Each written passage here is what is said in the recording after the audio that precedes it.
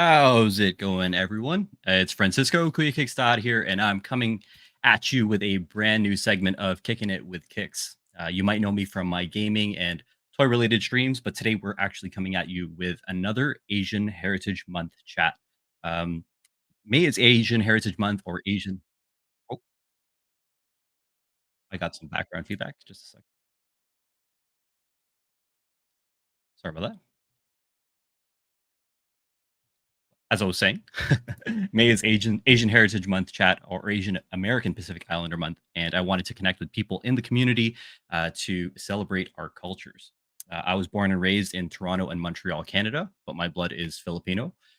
And today I'm joined by a very special guest, Chinese Canadian guest to be specific, to unbox toys and unpack Asian culture. Today, we have Canada's top toy YouTuber based in Markham, Ontario. He's the host of Unboxing Thursdays, Boba Squadron, and the organizer of the Toying Around ToyCon and more. Ladies and gentlemen, Toying Around. Yo, what's up, man? How's it going, Kev? You stuck with that line, huh? The the top You, YouTube. Come on. you are. I mean, like, I don't know. There's nobody else that comes to mind, and maybe that's biased because we're so close and based in the GTA. You Mhm. started off obviously Instagram toy photography, and really I think elevating like the Canadian side of what the toy culture and stuff is, and you are a community building dude, and you're creating tons of content. So I'm gonna call Oh you man, Canada's top toy YouTuber. So that's very nice. Thank you, thank you. And it's so cool you're doing this kind of stream. I really dig that. It's not just toys and gaming, but I think streams like this are very important. So I'm really glad you asked me to be on here. Thank you. for sure, like it's really interesting because I mean, um only now, you know what I mean, are we actually starting to see, people that look like us in media and pop culture a little bit more. Like before, I Mhm. feel like, growing up, I don't know about you, but I feel like the reason why I wanted to get into this is that it was almost like ambiguous. Like, you know what I mean? Like there's a token Asian, there's a short round, there's a Kino, there's a Rufio, there's somebody, right? You know what I mean? Like, oh, that kind of like looks like me. But they Yeah. never really dig into like, are they Chinese? Are they Filipino? Are they, anything else really? Um, but I feel, we're at a point in culture where we can have like these types of conversations to kind of like unpack a little bit more. And I feel that, even just growing up in Canada, like we've grown up with, I feel like, you've grown up with some Filipino people, I've grown up with some Chinese people, and like we appreciate each other's cultures. So why not like, celebrate that and just kind of bring it into the forefront. So Yeah, um absolutely. yeah, man. So that's kind of where it's at. Um, I appreciate obviously you all introducing me to a lot of other Asians in our community as well, right? Tons Mhm. of the enablers and the Bobo Squadron people, whether it's at the toy cons that you've organized or that we've seen each other at together. If it's been off world, and stuff like that. Again, just thanks for building a community, and I think it's just great to have you. Yeah, I mean, I hear that a lot, building a community, and it seems so dignified when really I'm just like, hey man, we're all just toy collectors, and like let's just get together. Like we can take it to a level that's beyond toys because it's a shared hobby, right? But we connect with these people, and a lot of the people that I chat with almost every day, some of my closest that I hang out with and chat with, like it's mostly through this hobby, right? And so I'm just like, hey, if I think these people are cool, somebody else will, and I want to be able to, just I guess when I try to describe it now, it is kind of building a community, but it honestly sounds much fancier. But like, yeah, just being able to build each other up too, and Yeah, with man. everything that we're doing. Don't shortchange yourself, because I mean, like, again, that is the absolute opposite of gatekeeping, where we know that there's some nerds out there that are just kind of like, this is our thing, or like this is my fandom and other types of stuff like that. But hey, if people are coming in and discovering things like Star Wars and Marvel and other types of stuff, then Yeah. let them enjoy whatever part it is. And dude, your hat says it all. If people are wanting to purchase, you know what I mean, a collectible or whatever it is that their thing is, Hmm. like there's nothing wrong with supporting, you know what I mean, that fandom and just putting them on notice, like the stuff that you unbox and the stuff that the enablers and Butter Nation kind of like talk about are maybe some of the things that the average parent or friend or girlfriend or someone who's looking for a gift that would be more meaningful for you and I. It's like, don't go to like a big box store, because like they might have a couple things, but you got to consider like the imports and all these other obscure like types of collectibles that people need to kind of I guess know, that aren't just kind of like that surface level, like just for the kids, or like just the easy to kind of pick up off the shelf. Yeah. You're definitely a great source of pop culture, collectibles and all this other types of stuff. So No if way. y'all aren't already following Kevin, definitely follow him on Toying Around, across pretty much all channels, correct? Yeah, pretty much. I think toying around on YouTube and Twitch, and I'm toying around on X and Facebook, but which I don't use that much of. But yeah, thank you. Awesome. Give a quick shout out to No Chewing. He's saying, "Ooh, early Monday stream." So Kevin is actually co-streaming across his channels. I appreciate him, getting this message out there over there. Usually, again, Bobo Squadron goes live at 10 p.m. on Mondays. So I was thinking of this as almost like a pre-show kind of thing, just because it's a little bit earlier, than what he has kind of going on. But maybe 4 hours is a little much. So I don't Yeah, yeah, it is. I've been doing a few like extra lives lately, live streams, and it's getting to it's fun, but it's like I should tone it down a bit. So some people asked me to go on some streams, and I'm like, can we wait a few more weeks, just so I can really catch my breath and really do some video editing too, and some family time at night. So yeah, but 4 hours would have been crazy tonight. So I'm like, let's take a I know. break. Next week is Star Wars Acolyte, so we're gonna have tons to talk about next week anyway. Uh-huh. So I'm like, let's just hang out tonight, just relax, Yeah, talk man. about something important. You had the pre-purge on Saturday, you had the purge yesterday, and Yep. then you got me today, and then so I mean, again, Yeah, you're yeah, yeah. I think Exactly.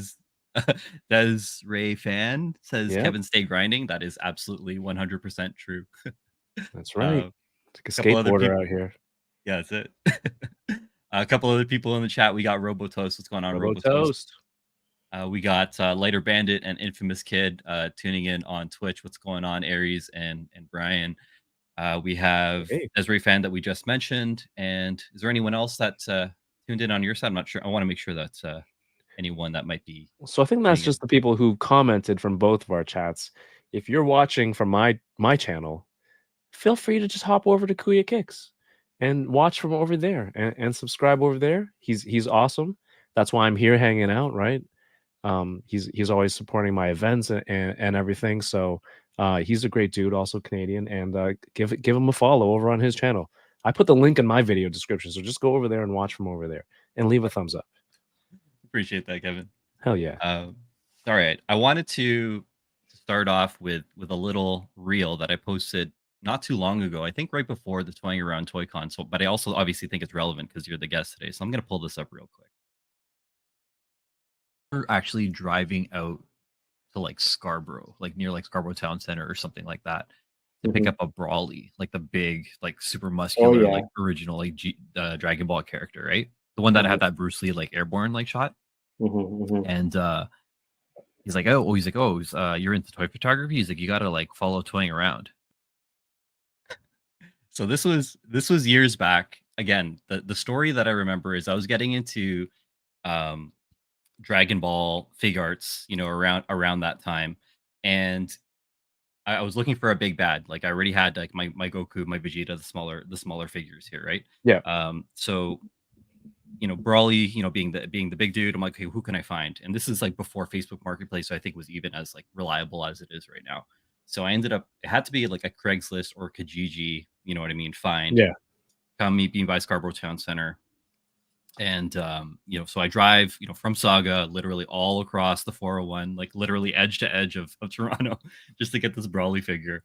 And then I just pull up to this dude's driveway, and sure enough, like whatever, he busted out. I'm inspecting it. He's asking like, "Oh, are you a big collector?" And this was again, I'm just getting fresh into imports. I think Drew was big on Toy Biz I was not. I was just gaming. I didn't really have a lot of collectibles or anything like this at that time. Um, so he's like, well, Drew wasn't even doing toy photography either, but yeah, or I think we were just starting at that time. And he said, well, if you're into toy photography, you got to follow toying around. So that's another reason why I guess I call you, Canada's top like toy tuber and content creator, because you're probably the first when I think about, you know what I mean, like who, like anyone ever talking about a personality, a persona in this type of community, like I get that callback to picking up that Brawley figure. Again, this had to be like at least 10 years ago, Who so did I've you been kind buy of it from? lurking. What's that? Do you remember who you bought it from? I wish, dude. I wish it was again like it was so long ago. Yeah, At least 10 years ago. So I've been lurking. Like I'm new to Butter Nation, but I've been lurking and seeing you at yeah. some of the shows, right? But I want to kind of call that back because it's I don't know. Like I said, knowing of you, your reputation like preceded you. That's crazy. Yeah, I mean, I didn't even do that much toy photography. I did it for a few years. It was a lot of fun. Um, and it certainly connected me with a lot of people, not just in mostly in the US, but a lot of the big names like CJ, right? He used to kill it with his toy photography, and Hmm. you still see it sometimes when he's doing product shots of his products and his soft good stuff. Hmm. He'll do like stock photos or whatever, and you can tell like the framing, the angles, and everything, the posing is still solid. So that's I met CJ through that. Um, a lot of the Facebook groups and yeah, it just started out from there. And, having my first kid, it was getting really busy that I stopped a lot of the photography. Yeah. It's a lot of work. I mean, like again, like that's how I know of CJ as well. Is like so. Shout out to CJ first and foremost. You called him out. Mhm, Drew. When he started getting into toy photography, he was thinking like he has the toys, but he needs other things. Accessories or soft goods and all that other types of stuff. And he picked up a couple things off CJ, like early on as well. right. Um, and to your point, like, you're saying, it gets busy, having kids and just life happens, regardless of what other, priorities sort of kind of come up. A lot of people sleep on, if you're taking it seriously, like the art form of toy photography, Mhm, it, it, there's a lot. There's the lighting, there's the composition, there's your all your camera settings and all these other types of things, right? It's not just like, sure, some cameras have come a long way and you can still shoot on an iPhone or a Samsung phones. Those are great as well. But like if you're someone who's like really grinding into like the manual settings and wanting to be mhm. ACBA style, like all tangible, practical like types of stuff, like it could really consume a lot of time and effort. Oh, yeah. So Dude, so I was just like that. I started shooting on my phone, and, I got my first digital or mirrorless camera. No, it was digital, Canon T4i, mhm, and, I and credit to a lot of the Facebook groups. There's a couple I was in there. I'm like, or people on Instagram too. They were cool. Like, oh, I'd ask questions. How do you get like your whites so white? On some of your white hot shots, or how do you fix this? And it was like, oh, you can't do this in auto. This sucks. So it really kind of I really learned the balance of like your ISO, your shutter speed, and your f-stop, the balance of all three, and to move all that stuff and getting extra lights. Like, so I put a lot of time self teaching those settings, and then it got me doing like a lot more different styles of photography too, mhm. which is a lot of fun, and I really like doing photography. So I still buy, obsess and research over camera gear, and like buy a new thing here and there to see what I can use to make content. But it's a lot of fun. It's a lot of cool stuff out there too. For sure. And it's cool that like again, we were talking about how there's all the manual settings which you can get into.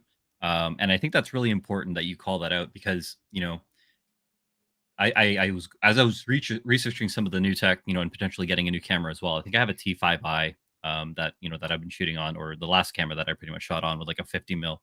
Is that Okay.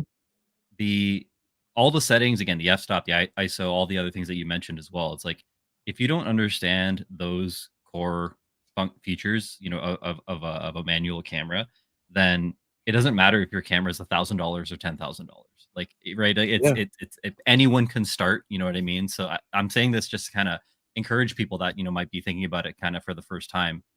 Is that even composition? Like, sure, your lighting might not be perfect, but literally taking your phone out of your pocket and applying a rule of thirds and turning on grids and like just kind of playing around with stuff like that are things that anyone who's like looking into photography, even if it's not toy photography, um, need to think about, because it's nice that there's portrait mode and all these fun fancy modes on again auto on DSLR or all these other modes that are on phones these days, but definitely not the camera or the technology won't do all the work. You need to you got to Mhm. invest Yeah, some yeah, yeah. time Um, into you know, this again.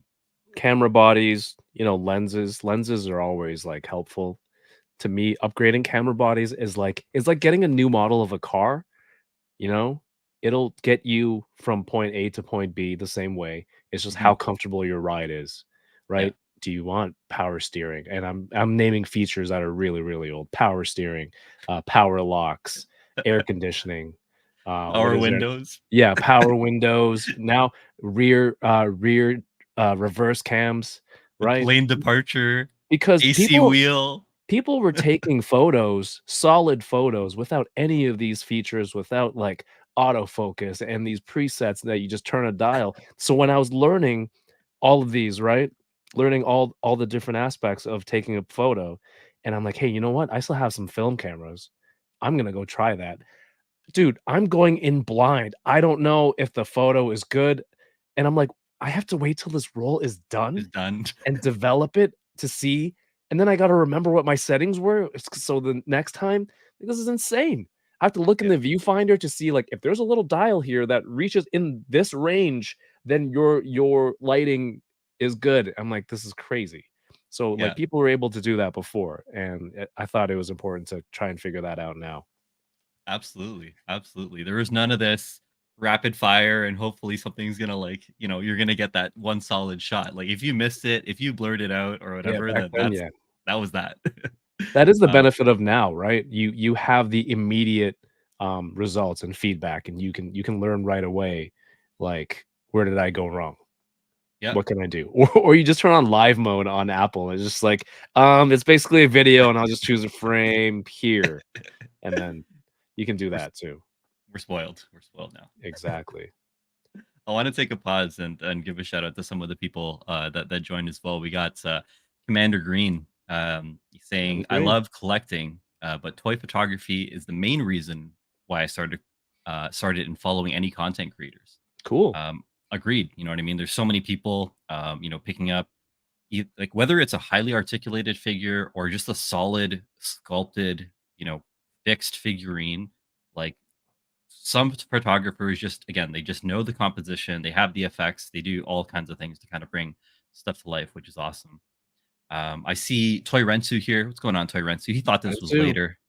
This is it's not later. So again, Boba Squadron, catch Boba Squadron every Monday at 10 p.m. With Yoko, Ernie, and Paul, Kevin, of course. But my show again, kicking it with Kicks. This will air 8 to 10. Prior to that, I'm trying to figure out how consistent I could be, at least bi-weekly. To kind of break it up. I don't have a lot of time, but I'm trying to at least stick to this time slot from a consistency standpoint. Mhm. We have here as well, Commander Green is saying the best advice to give to anybody is to take as many photos as you can. That's true. Practice Yeah. makes progress, not necessarily perfect. And if you want to perfect it, you can always fix it in post, as people in production say. So there's those things too. Yeah, we have that option now. It's not costly film that we have to go buy. Dude, you had to buy film that was a specific ISO? And get Did it you developed. and get it And so I remember before 1 hour photo. my dad used to own a one-hour photo. Oh, That was his business, was that his first business in his first business, but it wasn't his first job in Canada, and I was helping out, and I still remember I would look on a wall, and it would be like a honeycomb kinda, like, shelf full of Kodak film, and hmm it's like, "This one is for action outdoors, this one's for a sunny day, and yep. this one's for whatever," and then it's only when I got into this, I'm like, "Holy crap, that's what all those different films were," Yeah. and the different like limitations that everybody had. And so your photographer going out there with a bag and like I don't know, 10 little film canisters. Remember those little film Yeah. canisters Oh, yeah. The that little we used black to with the just put. gray lid, Yeah, yeah, yeah, yeah. There's a black with gray, and then there was the translucent the white, clear one. Yeah. right? There's the one that was a cap, and there was the one that fit in, like, yeah, all that stuff. This is bringing back memories, but, yeah, it was an interesting, very interesting, interesting hobby.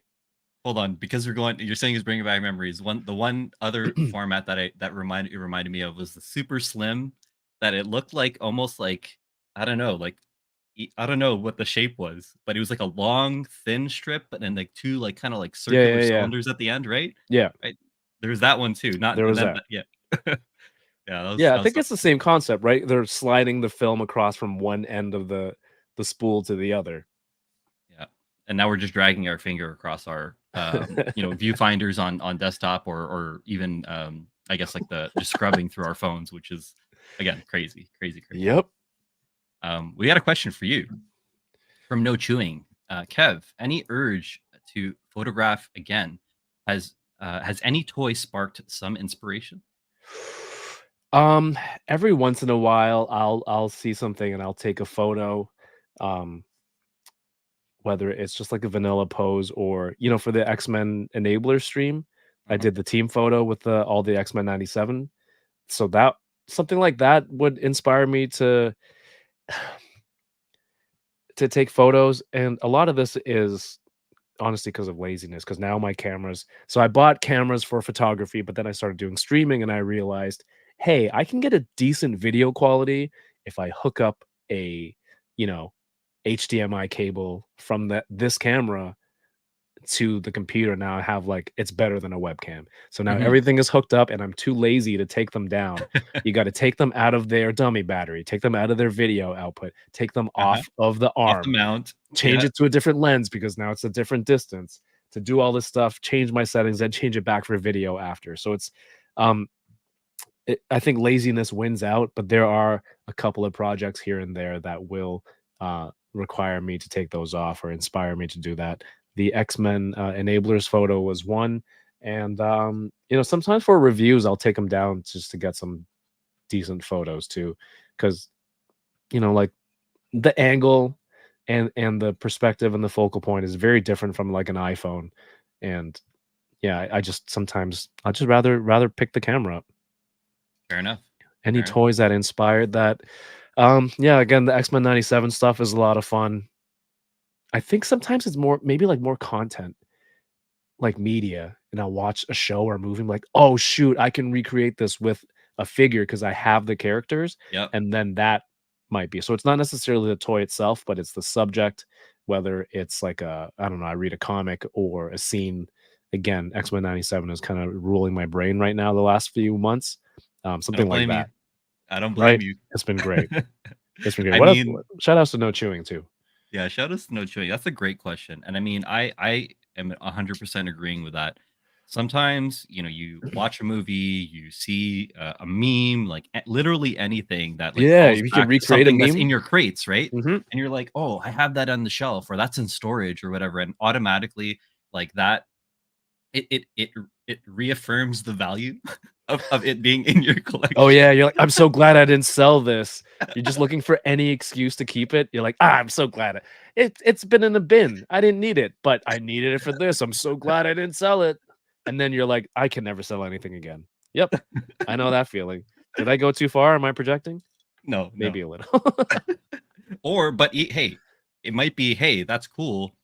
This is worth something again. Now I can finally hawk it at and make my make my money back or more, right?" There's So that. it could be that too. There is that. Commander Green also followed up saying I've taken way more bad photos than good photos. Oh, It's yeah, all about the process. 100%. absolutely. Again, we talked about that, um, setting your composition, like, and thinking, okay, where's the subject, where are the effects, like, what am I focusing on. Sometimes you're taking a couple of the same scene with different areas of focus. Is it the foreground, is it the background, is it like if you have like those like villain hero kind of like walking at each other kind of shots, right? Do I need to move to another angle and catch a little bit more of, the wall or whatever it is to kind of give a little bit more depth and stuff like that. It's again, it's a process that I think all of us, on stream or anyone that's dabbled in photography, toy photography, have got lost in at some point in time. So 100% true. Yeah. We also have DK is in the chat. Shout out The to DK, homie. the What's homie up, DK? DK. DK again, funny enough. When you invited me to one of the events at Offworld, Yep. um, that's the first time that I met DK, and I love, not only do I love Offworld, I love that venue because I used to go there when I was living in Toronto. It used to be the Rack and Whack pool hall, and I love Okay. billiards, so I would go there, and it previously, again, it was just littered with, with billiards tables. So I'd go with friends just to play some 8 ball, 9 ball, have a couple drinks and stuff. So I didn't even know it got changed into Off World until that day that Hmm. that you hosted that event. So funny enough, we're having drinks, we're chilling in the booth, and DK is beside me, and somehow gaming comes up, and I tell him that, oh, I work in esports, and he's like, have you ever heard of World Gaming? And I'm like, dude, I worked for World Gaming, and he Yeah, I remember so this. World Gaming, for those who don't know, World Gaming Network was the esports department of Cineplex. So we ran the Rocket League tournaments, all the sports sim tournaments, Call of Duty championships, a whole bunch of stuff like that. And for 4 years, DK and I worked for the same company across the Mhm. street from each other, like probably like 200 meters away from each other, on different floors, different buildings. So you can't. So I'm gonna say, like, you can't blame us, like, because it's such one. No, trying to understand if you work with somebody in a large corporation is very Yeah. tough. And two, if you're not, again, especially if you're in the same department or in the same building, then that makes it even more difficult. Yeah, shout out to DK. He was, pretty much like on the same floor as our two coworkers, Carrie and Don, who were in logistics that have since retired. But part of me wishes that DK and I, met earlier because we would have been geeking out, Yeah. in the outtakes and grabbing popcorn together, and like bringing people together. Like, maybe in an alternate timeline and universe, DK would have been bringing you out with his premiere card, and I would have been taking Drew out with my premiere card, and we would have been meeting at like Young and Dundas and watching some So you were Marvel. mainly the gaming side? Like, you didn't have any, like, theater work, right? No, Okay. so the extent of theaters, like, we still got, like, we were lucky enough to get all the perks of a Cineplex employee, Right. including the rec room. But from the theatrical sort of side of things, we would pick very specific Cineplex auditoriums that were better suited for esports because of the size, right? Like, some of them are small auditoriums, other ones are huge IMAX ones, right? Yeah. So we'd want to get the ones that we could retrofit and kind of remove chairs sometimes even to build staging. And so we would select those locations specifically by capacity and how modular it could be. And then mainly also from a marketing and advertising standpoint. So like the pre-shows before VIP or some of the movies, I would help work with the media team to develop commercials and content, before the trailers, or even do experiential stuff in the hallways, all the way to putting up, instead of a movie poster, there would be like some type of esports poster instead of that. But Right. it was fun times with the Cineplex group. All Oh, right, yeah. so let's see who else do we have here. Robotos saying what's up, foo. We got Jose Benuelos. What's going on, Jose? We got Bitter Troll in the house. Hello, hello Bitter to you. Troll, what's up? And whoa, Toy Rensu. What were their nudes? Where is this? In the When 1-hour did? photo. Oh, that that I don't even want to. That's another Yeah. conversation. That's a Discord conversation. To Rensu. DM me. Uh, all right, we got Claudio. What's going on, Claudio? Hey, Hey, dude. Claudio. Claudio was at the 20 round ToyCon Yes, he was. not too long ago, repping for McFarlane, and an awesome dude there. I met Claudio at Awesome Toy Show, I think a year or two ago. I think I was I was walking around the show, and Drew said, "Hey, there's a cool dude that works with McFarlane, Claudio, that came by."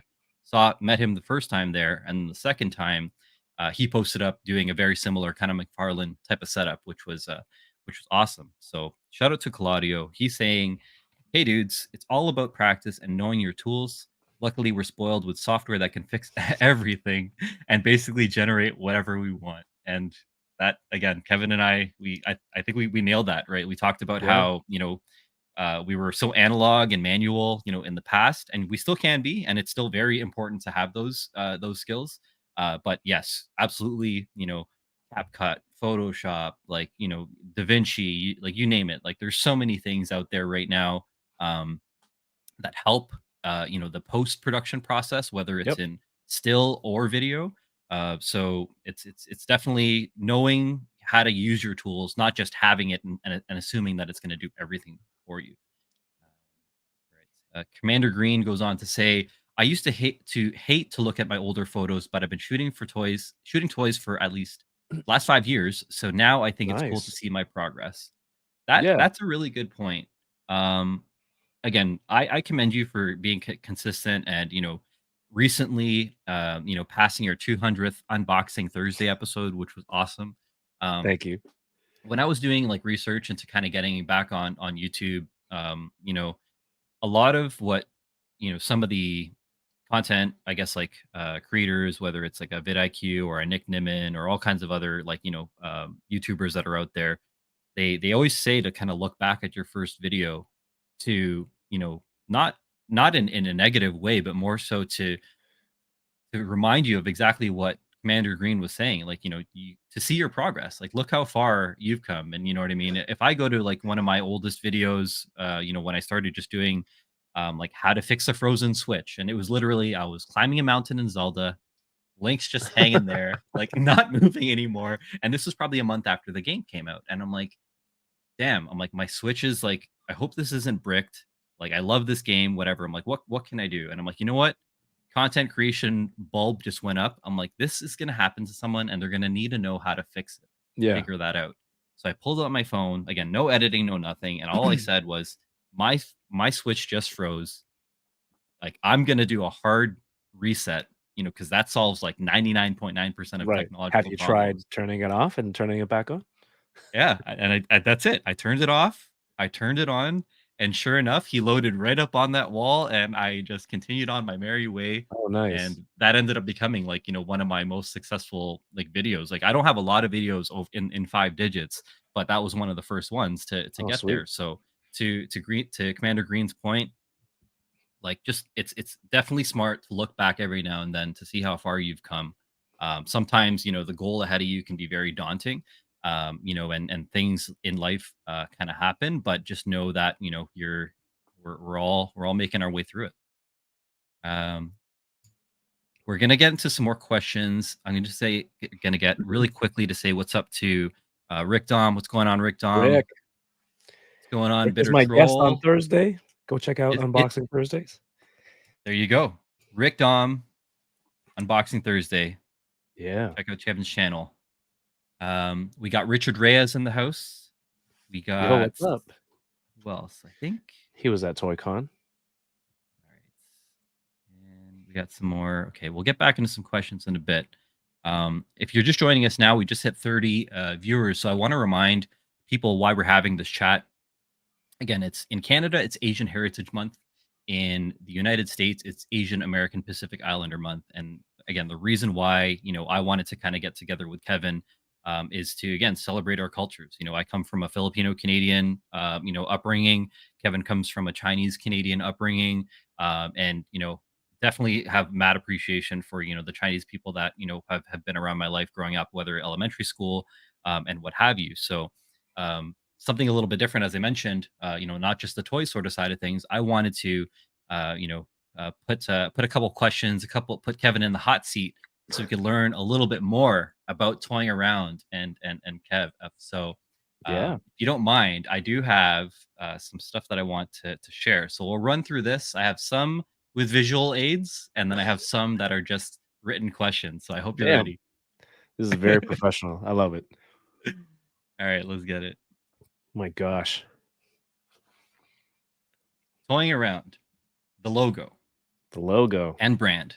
Tell me how this brand, from a naming convention and a visual aspect, how did this come to be? 'Cause I have some thoughts in my mind, but I want to hear it from you. Um, this doesn't this doesn't do well for my image. My reputation that I have now for, um when we do Boa Squadron, I do a lot. I used to get screenshots for every episode, and I would say that I consume a lot of my content while I'm on the can in the washroom. So, that's kind of my reputation now. It doesn't help that in 2014, I was like looking at toys, looking at toy photography, and I was, I'd follow a few people on IG, and I'd scroll through, and I'm like, man, what if I started an account? And yeah, I think it was 2013. And so I'm scrolling, where I'm scrolling, where this is taking place, and I'm like, "Oh, let's think of a name if I were to start an account."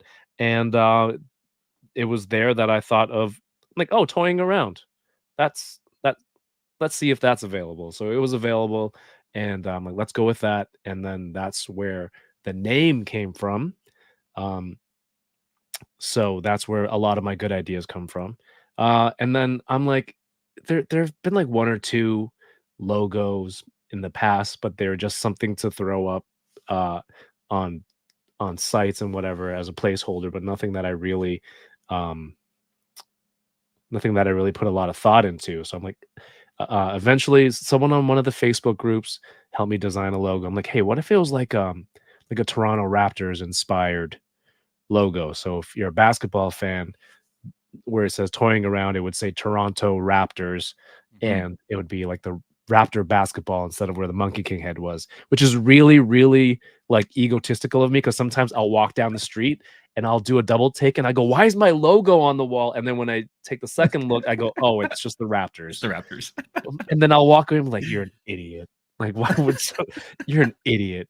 Like in a sports bar or something, or outside the Air Canada Center. Anyway, I wanted to pick like a mascot and I chose the Monkey King, which is one of my favorite characters growing up. Um, it's like a Chinese mythological tale, I guess, or story. Mhm. And that's one of the Journey to the characters. West and a whole bunch of stuff that inspires Dragon Ball and a lot of Asian culture, if I'm not Yeah, mistaken, right? The uh, Sun Wukong, is it, or is Sun that Wukong, yeah, yeah? inspires a lot of stories and characters in anime and everything. Mhm. And, yeah, so I had someone in that Facebook group drafted up a logo for me, and then after a few years, I decided, I'm like, "If it's gonna be my logo, I wanna be able to draw it." Again, I'm just like, "What if somebody was like, 'Hey, can you draw this for me?'" And I can't. I'm just scribbling, and it doesn't even look the same, so I went through a couple drafts and, eventually, came up with this one, I think, last year or the year before, and, that's I think it's a fun logo. It's kinda like I don't know, it's got big eyes and a big goofy smile, and I think, I hope it's inviting and kinda represents, like, the fun that I'm trying to have with everything that I'm doing here. That is an awesome story, and I wanna validate both you and I because, 1, it does evoke everything that you just said, because I actually went to Drew and I said, "Yo," I'm like, "His logo is very reminiscent of the Toronto Raptors." And 2, and I said, I think that's Sun Wukong, you know what I mean? Like, I think that I'm like, I'm pretty sure Kevin is Chinese, and, like, it would make sense. Like, why wouldn't you wanna play on, something cultural? He is basically, again, like, to your point, like a mythological, like, it's part of Chinese lore. Um, so I think that that's, like, again, right on the money, in terms of what you were trying to get out, and, like, again, the marketer and me trying to dissect the elements, you know what I mean, of what you have in front of us. Yeah, he's So fun, he likes to yeah, have fun, he's a little bit of a troublemaker and, stirs the pot, sometimes with a giant growing staff, right? And, like, yeah. all his powers are really cool. So, I'm like, "Yeah, this is a cool character to just kind of be the face of, of the brand." And, I had some artistic tips from the homie Chamba, who was Nice. also the guest with Rick on Thursday. But I was like, "What about this color?" And I just went 'cause I think of like a monkey and a baboon, so the peach beige area, I had like Mhm. pink, He's Mhm. like, "Don't do that. Try beige." I'm like, "Beige is for humans." But then, of course, I color it in and, bam, it's perfect. Like, it's so Yeah. good. Oh yeah, it is perfect, and again, like, the contrast really works well, like the earthy kind of tones too with the brown, fur on the Yeah. sides and stuff like that too, the gold crown. So really digging the elements. So I think it came together well. Definitely, Chamba is no slouch when it comes down to art, direction and all World that other type of class, stuff, man. World right? class. Yeah. Exactly. So all very valuable feedback coming from the homie Chamba. Um, and again, Chamba and Rick will be on Unboxing Thursday, so definitely tune in to that. A couple of people we want to shout out on the chat right now. What's going on, Darth Gutierrez? Hey, hey, Uh, DG. what's up? What's up? We have Manic Mike. We have No Chewing. Following up with a couple more questions. Again, we'll get back to some questions later on. Toy Rensu saying that you're Filipino. We can't just claim Kevin. He has his own identity, and this is the point of the conversation. It's to understand more of this. So Toy Rensu, no, not today. We'll do some more Pinoys Not with this toys. month. Yeah, yeah, not this month. We'll do more Pinoys with toys in future for sure.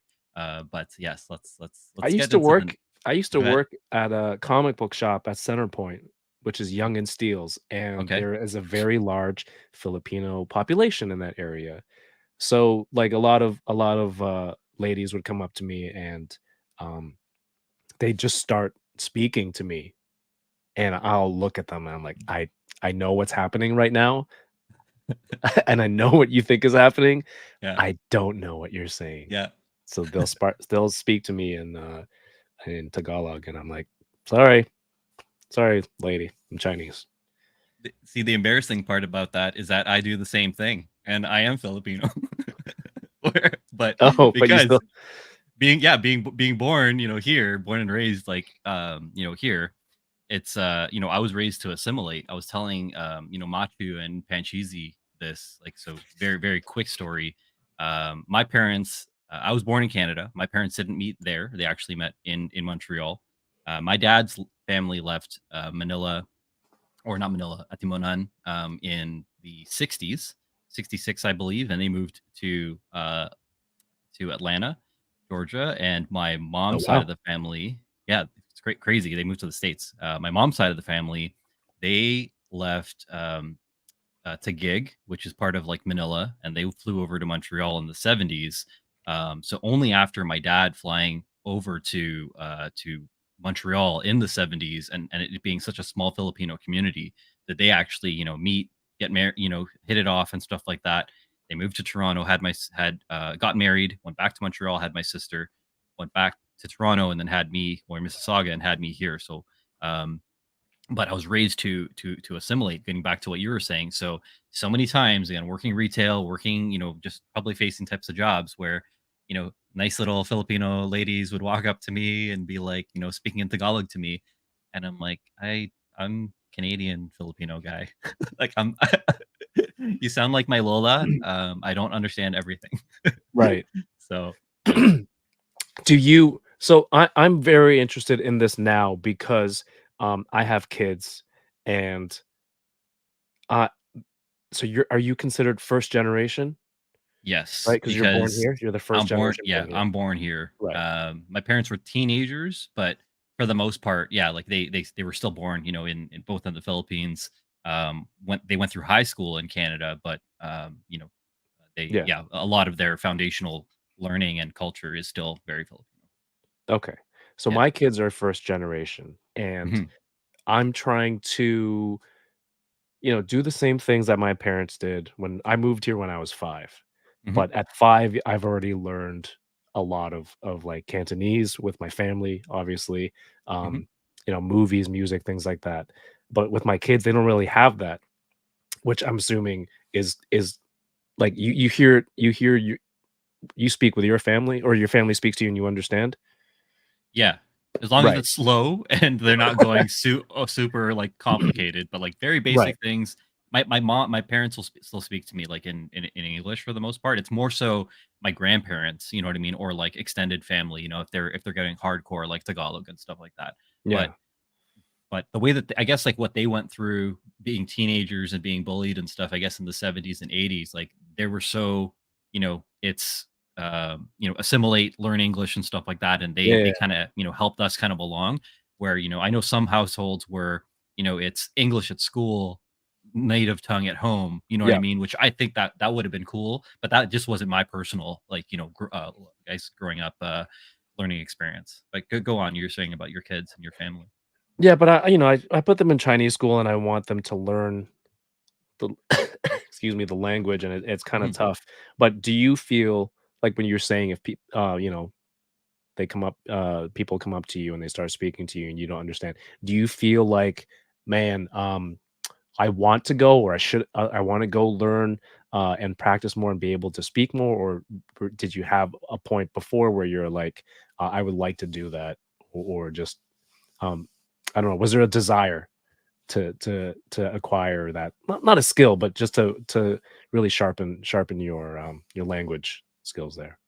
Yeah, I mean, I think because like growing up here, you know what I mean, and when I hear a lot of other Filipinos talk about like back home, like they speak of going back to the Philippines and stuff like that. Like that's not the same for me, right? I mean, like growing up was always like has been pretty much in Mississauga, Toronto, Yep. and Montreal is where my grandparents were. So if I ever needed to be anywhere else to see like other extended family, that would be over there. All my aunts and uncles are here. All my grandparents' siblings, are here, right? So I felt that it wasn't I guess like very like my family didn't make it seem like this is the skill that you need to communicate. I think they were Mhm. so focused on again me being successful and making it in Canada that unfortunately the culture took the back seat, right? But to your Right. point and to your answer to your question, you know, at this age now, I do wish that like I was able to speak, Tagalog with some other people. Not speaking Tagalog actually in elementary school kind of alienated me from the Filipinos that immigrated from the Oh, no Philippines way. in the 90s, where like I was like that Canadian, whitewashed kid. You know what I mean? But that wasn't my choice. Like that was just a circumstance of my, of how my upbringing was. So it was interesting because like I felt like strangely enough, like it was kind of I wasn't Filipino enough. You know what I mean for some of those people, which was a really odd situation. So that was one of those times where to answer your question is like if anything, it wouldn't be a meeting a tita or meeting somebody out on the streets is more so not being able to actually relate to Filipinos more at that earlier elementary school or high Okay. school age, right? So, yeah. Okay. Yeah, and it's weird, like, so I'll bring my kids to Chinese school and I'll have them try to speak with my parents whenever they're babysitting. And again, like Mhm. Tori Rensu said, when I'm angry, it'll be in It'll Chinese come out. sometimes, or when I'm taking them to Chinese school and I'm like, "Oh, right, I gotta turn this channel on and speak," like, they'll hear me speak most of the Chinese on the way to Chinese school and on the way home, like, "What did you learn today?" But in Cantonese, and that's usually what all they hear, but I just try to remember, and it's weird, like, my daughter just gravitated towards, like, a lot of the Chinese kids at school, like, her Yeah. best friends, they're like 3 or 4 of them all speak Cantonese, and it's not like I told her to, it's not like she speaks it so often, but it just kinda gravitated that way, Yeah. and they'll teach each other stuff back and forth, and which I thought was pretty cool, and I'm like, "Man, I That is. never woulda had that." Yeah. I didn't have Yeah. that at all. I didn't have that again. Like I wish that was, I guess, a more welcoming vibe where it's be like, oh, let's get kicks up on like the Filipino culture and stuff like that. But it was a very different experience and maybe a very different time. You know what I mean? I think the other thing too, where when in talking about language, and not specifically on the Asian sort of side of things, but because my dad's side of the family and having my grandparents in Montreal, if anything, they would have been more forward on me picking up French than Tagalog Right. actually. More Well, so especially from in Canada too. exactly right from that employment, like standpoint, just to have more opportunities. And that's another regret that I have. You know what I mean? I never really had camping and cottage. Growing up, I would go with friends. You know what I mean for to theirs when I was invited, but I would usually get shipped out to Montreal. Um, but the area again where they were able to live was because it was very anglophone. So they could Mm. get by with just mainly their broken English and Tagalog like at home. But I feel like had I known, you know what I mean, about more employment opportunities and the skill set of being bilingual French and English here in Canada, I probably would have like, taken and practiced, all the elementary school French more, while I was over there. But I was just concerned with just kind of having a good time and just seeing my cousins and just kind of like, Yeah, you know yeah, what I for mean, sure. like staying in the English kind of pocket. So very interesting. Um, Yeah, uh, that probably helps. I don't is French French bilingualism as sought after in employment now? Probably still is, right? In For government jobs, the government, education, yeah, like for certain sure. types of things. Not I would say again, like everyone like there's so much opportunity from an entrepreneurial standpoint and for so many other lines of work, but I would say like there's definitely barriers, you know what I mean, when it comes to like a government like type of thing. I know that like they're even more relaxed now when it comes down to like flight and transport and like those types of things where like I feel like before like people needed to be very, very bilingual and I feel Mhm. now like you can fly and whoever's telling me how to like put my seatbelt on and face mask on in French, I'm like, you're butcher. Like, give me the mic, give me the damn mic. Oh, wow. So I could read very well, like Mhm. if written French is in front of me, but it's not something that I can. And my accent is good, but it's not something I could just pull out of my head, and speak. I feel that if I am immersed in it for a long enough time, then it'll kind of come back a little bit. But in no ways am I fluent, in Okay. it. But I love French culture. I love French food, and yeah, definitely need to go back there. From I wanna quickly pause and Yeah. check out on the chat over here. Um, Drew is saying what's up, and he says he likes to think that he's a quarter Filipino. Drew is an honorary Filipino because again, like in elementary school, like there was like where we grew up, it was Portuguese, Italian, Polish, and then again there was a handful of Asians. Like when I was growing up in the '80s, like through the elementary school, through like pretty much like K to 3 or whatever, and then kind of like I think when I hit grade like 4 onwards, just this huge influx of Filipinos came in, and Drew moved from a neighboring school to our school, so he would roll with all the Filipino people, and where there'd be a shared kind of like Filipino and Portuguese kind of community. So I'll give him that honorary Filipino card there. Toy Rensu is saying funny thing in there's a comic book shop now called Pinoy Hub. That sounds wrong. Next, Darth Gutierrez. Wizard? The Wizard of Thornhill? Is it? That's the one I used to work at Centerpoint. Oh no. Um Darth Gutierrez says, I don't consider myself first generation. I was born in Mexico City. Okay. Okay. Toyrensu says, with my kids, it's English when I'm calm, Tagalog when I'm upset. I think you mentioned that, right? The native Yes. up definitely again, I would say that's true for a lot of I think immigrant families is you're in shit when your full name or the language Yep. changes. There's certain signs that like there's a you've hit another level of anger. So Yeah. I think watch that's for the the only sign. time my kids hear their Chinese name. There you go. Bitter Troll says, I live in the American South. People come up to me speaking English, and I can't understand what they're saying, and I'm a Yankee from the North. Well, there's that drawl, right? There's that southern kind of accent. So That's there's some that's stuff. There's kind of the same, I guess. we have Rhino Hobbies saying, "Do you get funny looks or comments because you don't speak Tagalog? I get looked at with the evil eye because I don't speak Spanish. Sometimes. I've I think Filipinos are more kind of chill. I've actually had that evil eye I was working a contract in the northeastern part of Montreal called Anjou to launch the Wii Fit balance board and game. This is like 2008 or something like that. Somehow I was working on this Nintendo promo and specifically sent out to that market. And that was the first time that I met a very angry French person for me not speaking French. And he asked a question and I said, "Excusez-moi, pardonnez-moi, monsieur, like viens ici, sorry, come with me," because I was just trying to get him to a native French speaker so that he could be taken care of. Right. And the and if looks could kill, like I would have been like Oh, dead slaughtered. man. Yeah. Dead Oh man on yeah. site.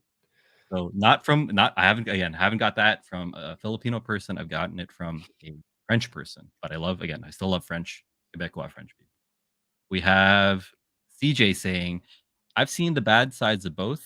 That's why I made sure that both my kids are fluent in both languages." What's up, CJ? Props props to CJ. There you Yeah, go. man. Good dude. What do we see here? Toy Rensu's also saying, "I too wish I paid attention in French class." I Again, you dropped can I dropped it so fast. yeah, I after probably right? yeah, Yeah, should have same. stuck with it because yeah, it would have been an extra credit, language credit. Yeah, Again, hindsight, right? We don't think about it, you know what I mean? Yeah, I mean, for people that are bilingual, regardless of if it's, an Asian language, if it's French, definitely a skill, something definitely it I think, is. we're hearing it from Kevin, we're hearing it from CJ. I think it's really important too. I think specifically dialing it down to what we're talking about today, it, uh, it helps connect your kids, the next generation, back to a heritage which can potentially, be fleeting and going away, right? And this is something that even Machu and Panchisi and 796 even brought up as well. Is like, at what point, you know what I mean? Like, does a generation lose all connection? You know what I mean? Because Machu was Yeah, like, saying that because he was born in Brooklyn, but he said that he'd always go back to the Philippines because he still had family there.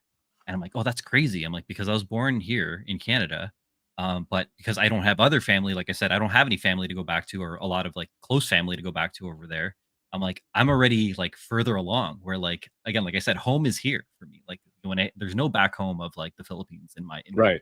way. So it's crazy how you know that changes generationally, with kids and cousins, younger cousins, and all that other types of Well, stuff. Matthew's already in danger because his dad cooks rice in the microwave and not a rice cooker. Oh, jeez, you didn't just say that, dude. No, what? Yeah. No. He's like, "You put rice and water in a bowl, and you cover it in Saran wrap, and you microwave it, and it's the same result, but it's faster." And I'm like, "But culturally, so what you're talking about." Yeah, Machu, pray your talk hands in to the talk chat. to your dad for me. I'll talk to your dad for you. That's no, that's that's not allowed. That's And not he allowed. does it too. He does it too. Yeah. So, I understand what you mean. He's on the fast track. Yeah, But it's cool. I had a chance to, go to Hong Kong, go back home with my kids, and they were like, "Oh, this is where," like, to know I'm from Hong Kong is one thing to hear it, right? But she was actually there, um, and her brother and, like, the whole family, right? So we were able to yeah, hang out there and really see the culture, see everything, and to kinda give her the feel like, "Yeah, this is where I'm from, and this is how everyone how city life is and how people speak and how you order food and everything like that." So it's if there's an opportunity, I think that's a great way to kind of um, immerse a child in who doesn't have any connection with that, and really give it some context as opposed to, oh yeah, dad's from a country that I only know what it's called and really have no yeah, relation and context to it otherwise. yeah, for sure, for sure. Yeah, Who else we got here? We got Bitter Troll saying, oh, sorry, we missed here. Drew saying, I just never wanted to learn because all my French teachers were scary. That is true. Miss Riley, Madame Pastorero, Miss Sabetti, all Drew. I do not blame you. Our elementary school and high school French teachers were not the best. Like I said, I only got a pass because I read written French very well, and I think they're like, "Oh yeah, this kid gets it." And I'm like, "No, I have a good accent, and I'm just playing it off like I know what's going on." nice.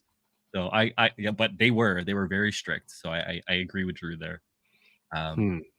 Bitter Troll is saying all the French I learned from a talking cartoon skunk.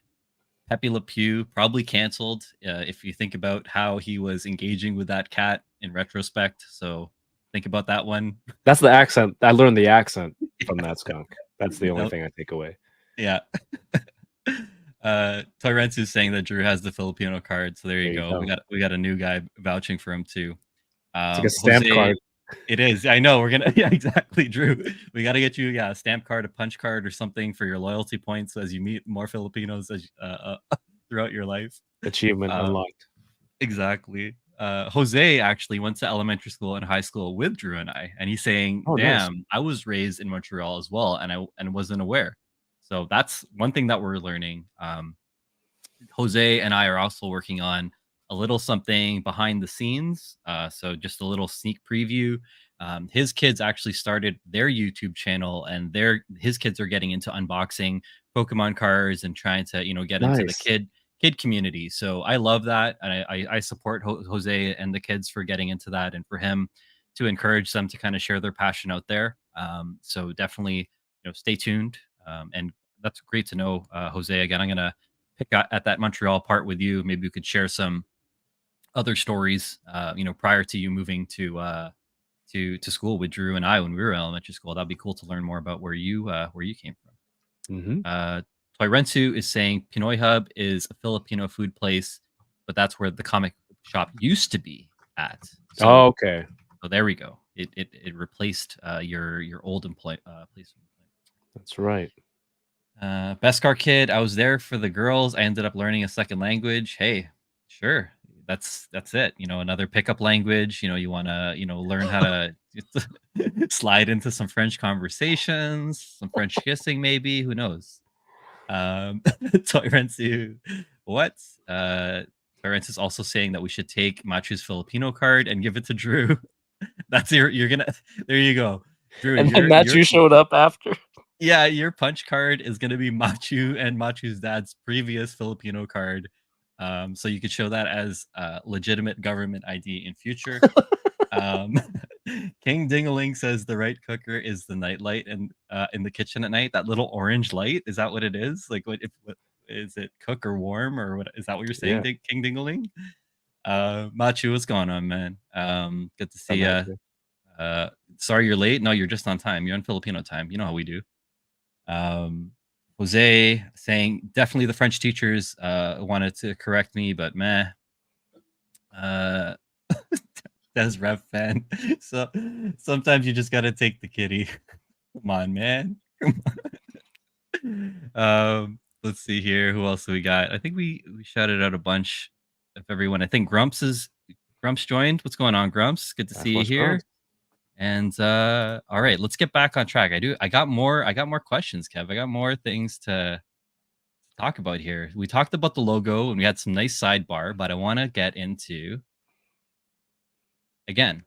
I asked you earlier, you know what I mean? Because I believe you said on previous streams that you were born in Hong Kong, Yep. right? And I think if Google serves me correctly, the right flag is the Hong Kong flag, and the left one is the Chinese flag. But I Yes. guess what are the differences? I know there's like some political stuff that I don't want to go too deep into like the negative political stuff, but I want to at least show some, you know, some type of differences, between the two, and enlighten me if you will. So I moved out of Hong Kong when I was 5, so I didn't learn much of the history of it. I know at some point, um, Hong Kong was overtaken and there was a negotiation and it was made a British colony for like 100 years, I think. And that was up until 1997. But in Mhm, that time, um, like the British, as they have done all over the globe, really kind of brought in their cultures into the different places they've colonized.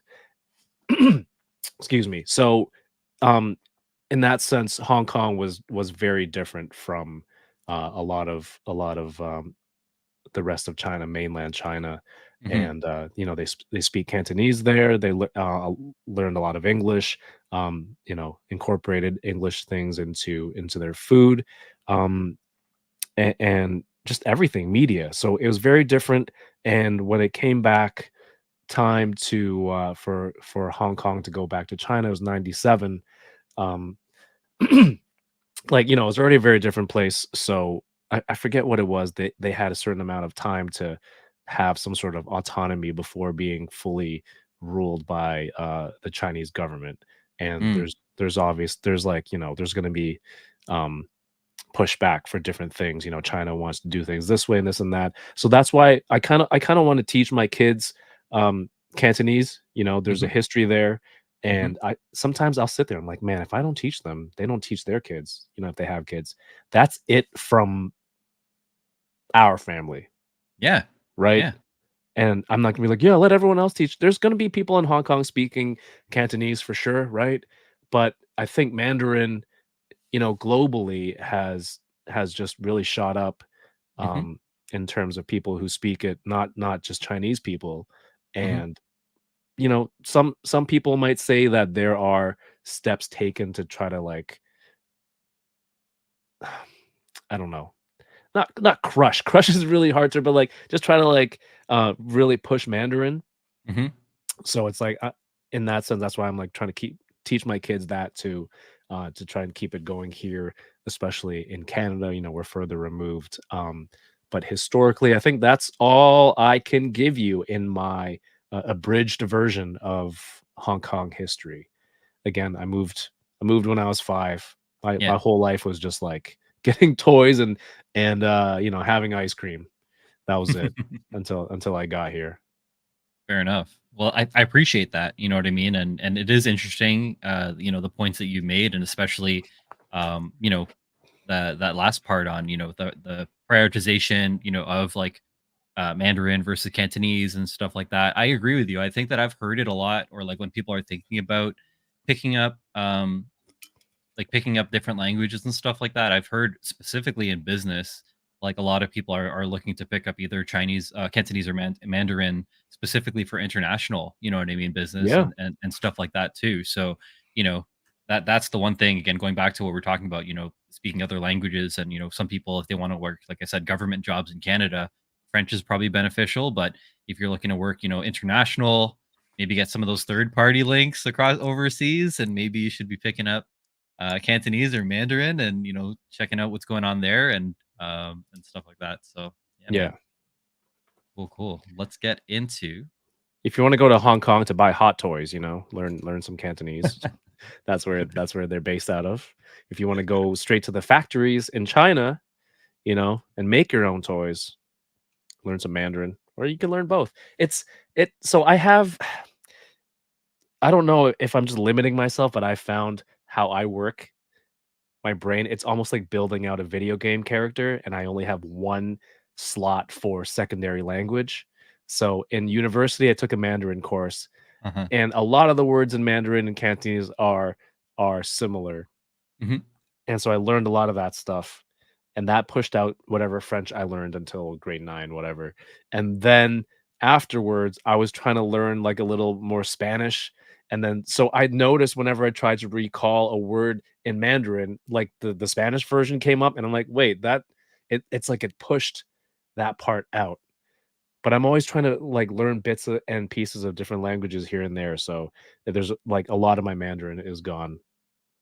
It's tough, dude. I mean, like, again, like I said, I only really speak English, and like it's crazy when you're talking about these slots like an RPG, and like I love that because obviously I'm a gamer, and it's true. Like I feel like people that grow up with multiple languages, is it unlocks again like more memory slots, I find, you know what I mean? And there's these people like polyglots, like these guys and girls and stuff like that online that just speak multiple languages, but they've been immersed and I think their brain is just trained that their mind understands what the root of what they want to say is. And Yeah, because they've been exposed to like different ways of iterating on what that is, then there's no primary definition almost, and like they can kind of like cycle kind of through them. But I yeah, hear exactly what you're saying is that, like there's only so much capacity. If like, if you're a native speaker of something and you're picking up a second language, like, there's only so much, you know what I mean, you could take. So that's a great point. I'm gonna go back into something fun, which is food actually here. So, very specific question. I'm pretty sure that a lot of people in the chat have indulged in what's in front of you, which is dim sum. Um, my question to you is, what are some of your go-to dim sum orders? Oh, that's easy. I have like a solid 3 that I always have to get. Um, the first one is siu mai, which I don't really see on here unless it's like a fancy version. I think it's on the Um, top right under the flag. Yeah, maybe on the right side, yeah. with the dot, With right? the The red little yeah, dots. it Yeah, could be. yeah, Sometimes there's a shrimp on top, maybe yep. there's a Shrimp on little f top. or fish roe if that what's that red dot is. Yeah. Um, Can you explain for some of the people that maybe haven't tried that before, like what a siomai is? it's usually like it's like a fish cake almost with a wrapping Thanks, Bitter around it, Troll. and it's, "Hey, have a good night." So, a lot of my all 3 of my choices are, like, boneless, so it's really the ease of eating it, and they go really well with sriracha. Um, Yes. so siumai with sriracha, so it's like a little fish cake, sometimes there's Hmm. a shrimp on top, sometimes there's fish siumai and there's pork, I believe. So there's different ones. Hmm. I think the fish one is cheaper to make. My second one is the pan-fried turnip cake. So it's usually like a little square. It usually comes in 3 pieces, and it's turnip ground into I don't know how they make it, but it turns into like a little spongy Little cake, cake. Yep. pan fried, so you get a little crisp on the side. Yep. Sometimes they'll put little shrimps in it or little, uh, scallops, dried scallops Hmm. inside, Hmm. or pork bits. Also goes good with sriracha. Also, no bones, so that's good. Um, the third one, usually it's a rice that's wrapped in a leaf and it's steamed. And in the rice, there's again, pretty much the same ingredients. Little shrimps and maybe an egg Hmm. yolk. Hmm. Also goes great with sriracha. So I don't yeah, it just works. It just works out that way. Those are my top three. I get it all the Nice. time. Nice. I agree with 2 of the 3. I don't think I enjoy the rice as much. I know that my fiance does.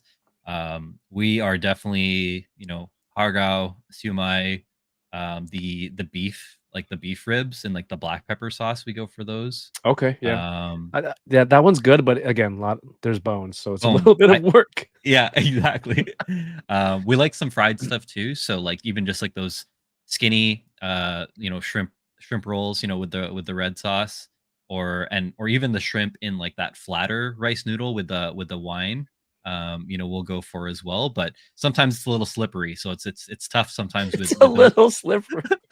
The textures, right? Sometimes it's hard Oh, there to you go. That's what Brian Javier was saying. Lao Mai Gai. Yeah. is that Danju it? Gai, Lao Is Mai Gai, same yeah, it's a similar dish.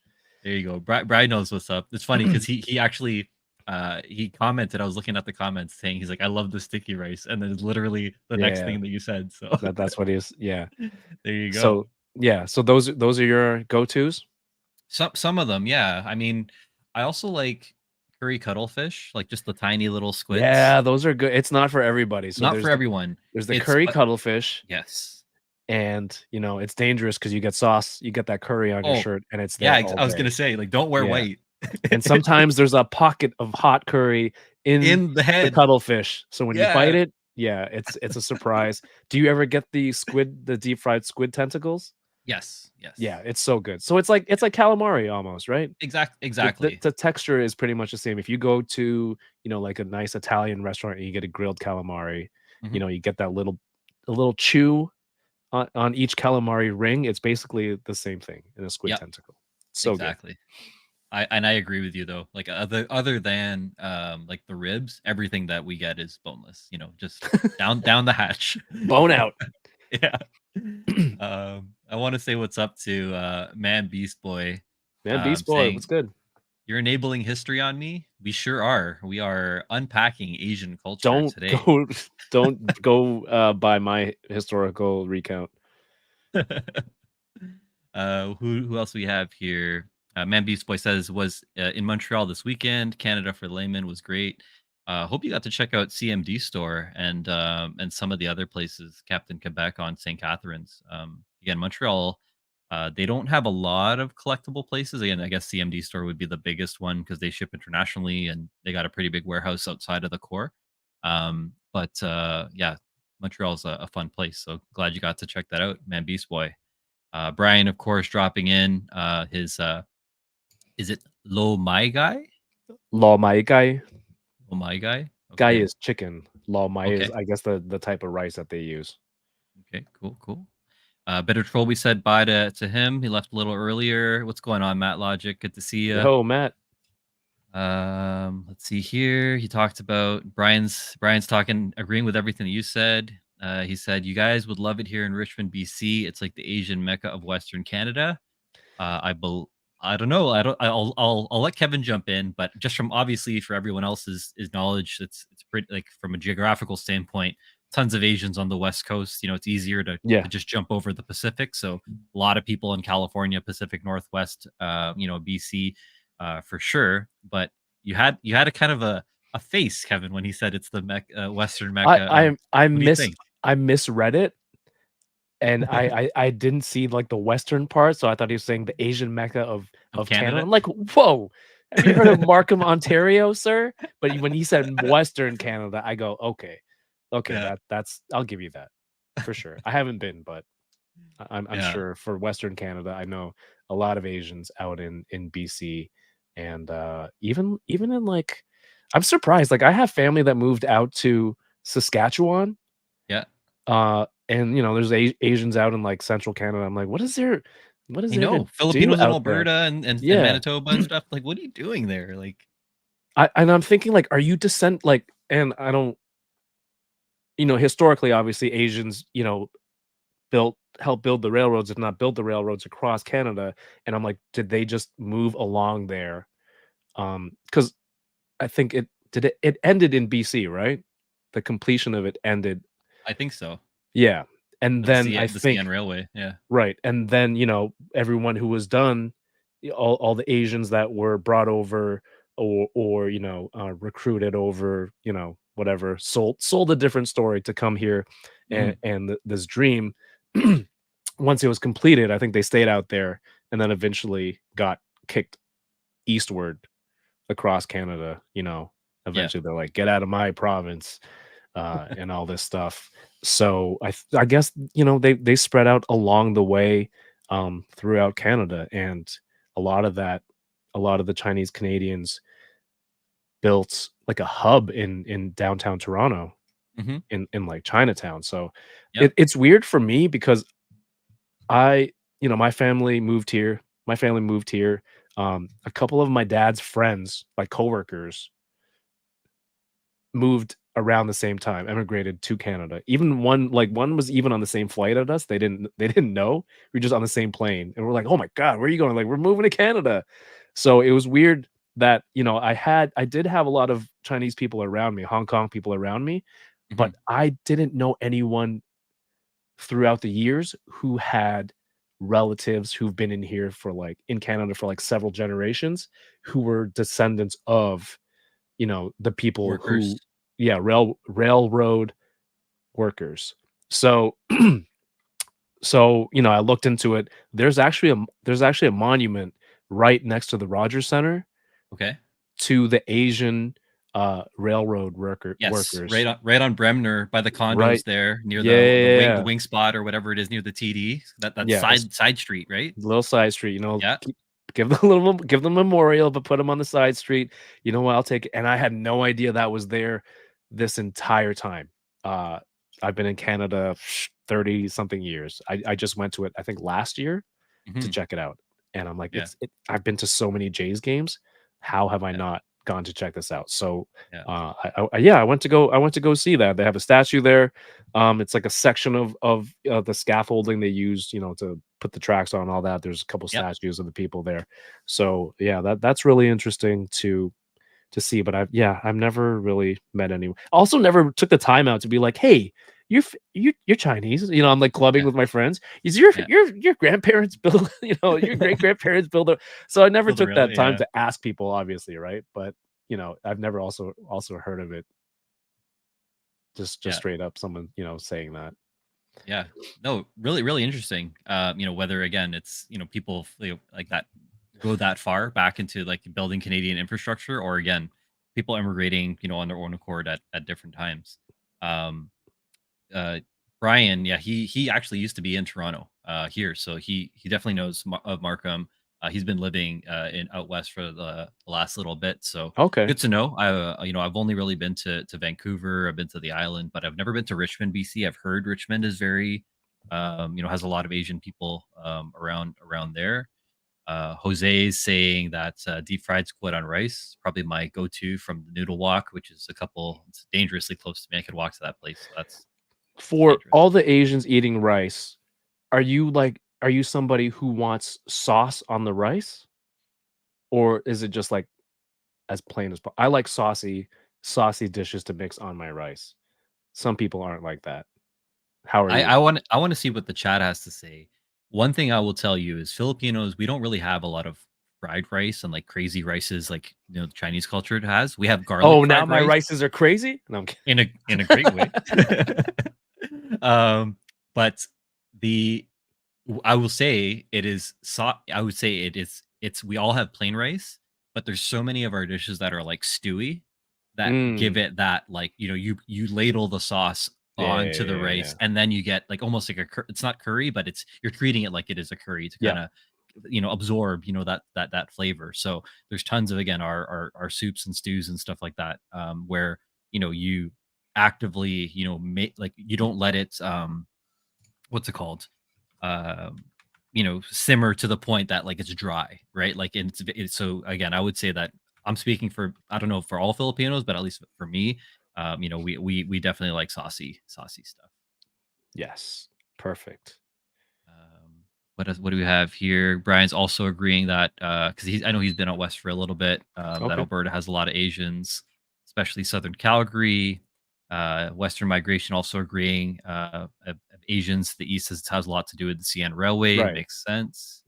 Um, 796. What's going on, man? He's asking if you're siphoning. What are you siphoning, dude?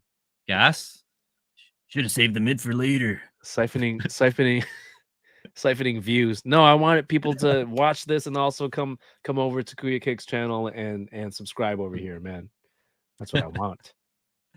Thanks, man. Appreciate the co-stream here.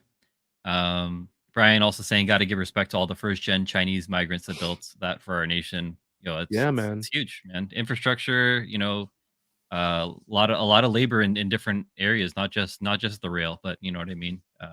Definitely got to pay respects there. Rick Dom on the food, pork shumai with little Chinese sausage on top is his favorite dim sum. I think this Very tarot nice. killer is a bot. Thank Yep. you. Uh, Jose's also calling out the noodle walk. Brian is saying no sauce on the rice. Plain is the way. So maybe he uses that as like a palate cleanser. I know some people, again, like they don't like their foods touching, and maybe he's one, like maybe Brian's Mm. that kind of way. Jose likes fish sauce. I fish sauce. I don't know if we have a lot. I'm trying to think of like what Filipino foods, like, we cook with fish sauce. I guess I'm most accustomed to using fish sauce with like Viet food? What about Yeah. with Chinese food? Is there a lot of fish sauce used in your dishes? Like, or Maybe like mixed with something else, but mhm. just outright like I can only think of Vietnamese food, like you said, because you'll get like a whole dish or like a whole bottle, little saucer for like spring rolls or whatever. But like there's a huge um I don't know why are there a lot of Chinese people in Vietnam or a lot of Vietnamese people moved to Hong Kong? Because I know a lot of like people with Vietnamese heritage that like they like speak Cantonese and Yeah, like they're from Hong Kong. So I'm yeah, assuming there's a mix in foods as well when something like that happens. yeah, But in like I don't cook that many like Chinese dishes. yeah. I've been trying a little bit more, so I'll be like, let's grab a new bottle of sesame oil. Like, Yeah, ooh, sesame oil. But fish sauce, especially because my son's allergic to fish. But I don't know if we call for much of it in our recipes. fair enough. I was just checked by my fiance on the side here. So there is actually, I guess, to what you were saying, it's not a core ingredient. Like, again, when I think about like the fish sauce, I'm thinking about dipping my spring rolls or having it like full on fish sauce with a Viet Yeah, dish. yeah, But what she said is like there is a lot of Filipino foods that have the fish sauce, but it's just not in itself. It's mixed in with other yeah, yeah, sauces. You know what I mean? So yeah. I think it's similar to what you were saying. It's not the standalone sauce. It's Hmm. creating whatever that blend of Just sauce adding a ends up little becoming. that Yeah, fishy flavor fishy to it. Yeah. taste. Cool. It doesn't even taste like fish though, that's the thing. It's just called fish sauce, and it doesn't Yeah. sound very appealing. But it's very tasty. Yeah. What else we have here? Uh, Torensu saying saucy food's definitely getting mixed with rice. That's pretty much what I Yes. said too. It's for me, it's Um, like the Asian version of bread, like or crust, you know? yeah, If it's carrying another delicious flavor, why give not? me I'll have rice. Yeah, But it like I don't know. For me, plain rice is just I gotta mix something in it. Like I'm not gonna yeah. eat just bread, pizza crust. I want the toppings and everything, then I'll eat it. I love the analogy. Everyone, that's he has spoken, and I am not disagreeing. um, but it's Jose saying for Vietnamese pho. Yeah, exactly. Like whatever the chow, whatever guy I think it is, like the spring roll. Yeah, I'll Yeah. dunk that stuff in that fish sauce Yeah. 100% with the line of sriracha down the side, just so you get a little spicy bite too. Ooh. Let's see here. No chewing is saying sauce preferred. Yes. Drew is saying no sauce on my rice unless it's cooked in the microwave. What is did you taking Machu's card also Yeah. turn you into that kind A of guy? microwaver? Let's see here. Let's see here. Who else we got? Rick Dom. I want the sauce to drip on white rice for sure. Yep, for sure. Jose saying Hakka food. I like spicy. Andrea and I love spicy Hakka food. If people aren't aware of Hakka food, and you can correct me if I'm wrong, Kevin as well. From my understanding, Hakka food it's the bordering region of India and China. Yeah. More From what on I this understand, yeah. more on the spicy side, from their foods. So definitely, I love that. There's a place called A1 Hakka here in Mississauga, which is our go-to for Hakka noodles. And when I do say most of our food is saucy, there are dry, like a dry garlic beef, kind of crispy garlic beef that I like, from that place as well. Mhm. Who else we have? Doombot. I'm late. What's Hey, up, you're Doombot? here. That's all that matters, yo. Uh, Johnny Cock. No rice, no life. Yeah, exactly. Johnny There's the Cock, what's good? rice cooker is always on deck here. Um, Brian saying he doesn't want it mixed when it's served. That's true. Uh, I'll mix it myself because yes, if it's together, it starts to get soggy and I want to be in control of the uh, level of mixture in of there. your texture. Yeah, yeah, for sure. CJ is saying sinigang with fish sauce and chili as a side. Interesting. I like that. Sinigang is one of my favorite dishes. It's a Filipino stew, like a tamarind kind of broth with veggies, and it could be either fish or it could be pork bone, Mhm. like pork ribs. So I will definitely be looking at CJ's comment later on again. Johnny's saying lines of sriracha like a bad habit. Um, Pro commenter man, welcome. Take a shot of whiskey each time every one of them says Asian. Okay. What kind of whiskey do we have, Kevin? What do you got? What do I got? I finished Maybe mine. My whiskey was from Japan. I just finished it last night. It's gonna piss off some of oh, these bots. is it that one that starts with a T? Is it like a rectangular bottle? Do you remember? Um, I want to know what it is. I like whiskey, so I I want have to it. I have it upstairs. I'll send you. thank you. Thank you. Richard Reyes, love this. I'm first gen Filipino born here in Canada. I wouldn't say I'm fluent in Tagalog, but I definitely Mhm. can understand it more than I speak, so I can relate to Kuya Kicks on that. Yeah, There you it's go. a different experience, right? You know what I mean? Like, how Filipino are you? How Chinese are you? How whatever kind of Asian are you, right? Like everyone has varying degrees. The main thing that I want to get across, and again, the whole point of these conversations is just acknowledging that that is a part of you, and you don't need to be one or the other. Like Kevin and I, we don't need to just be like Chinese and or Canadian or Filipino or Canadian.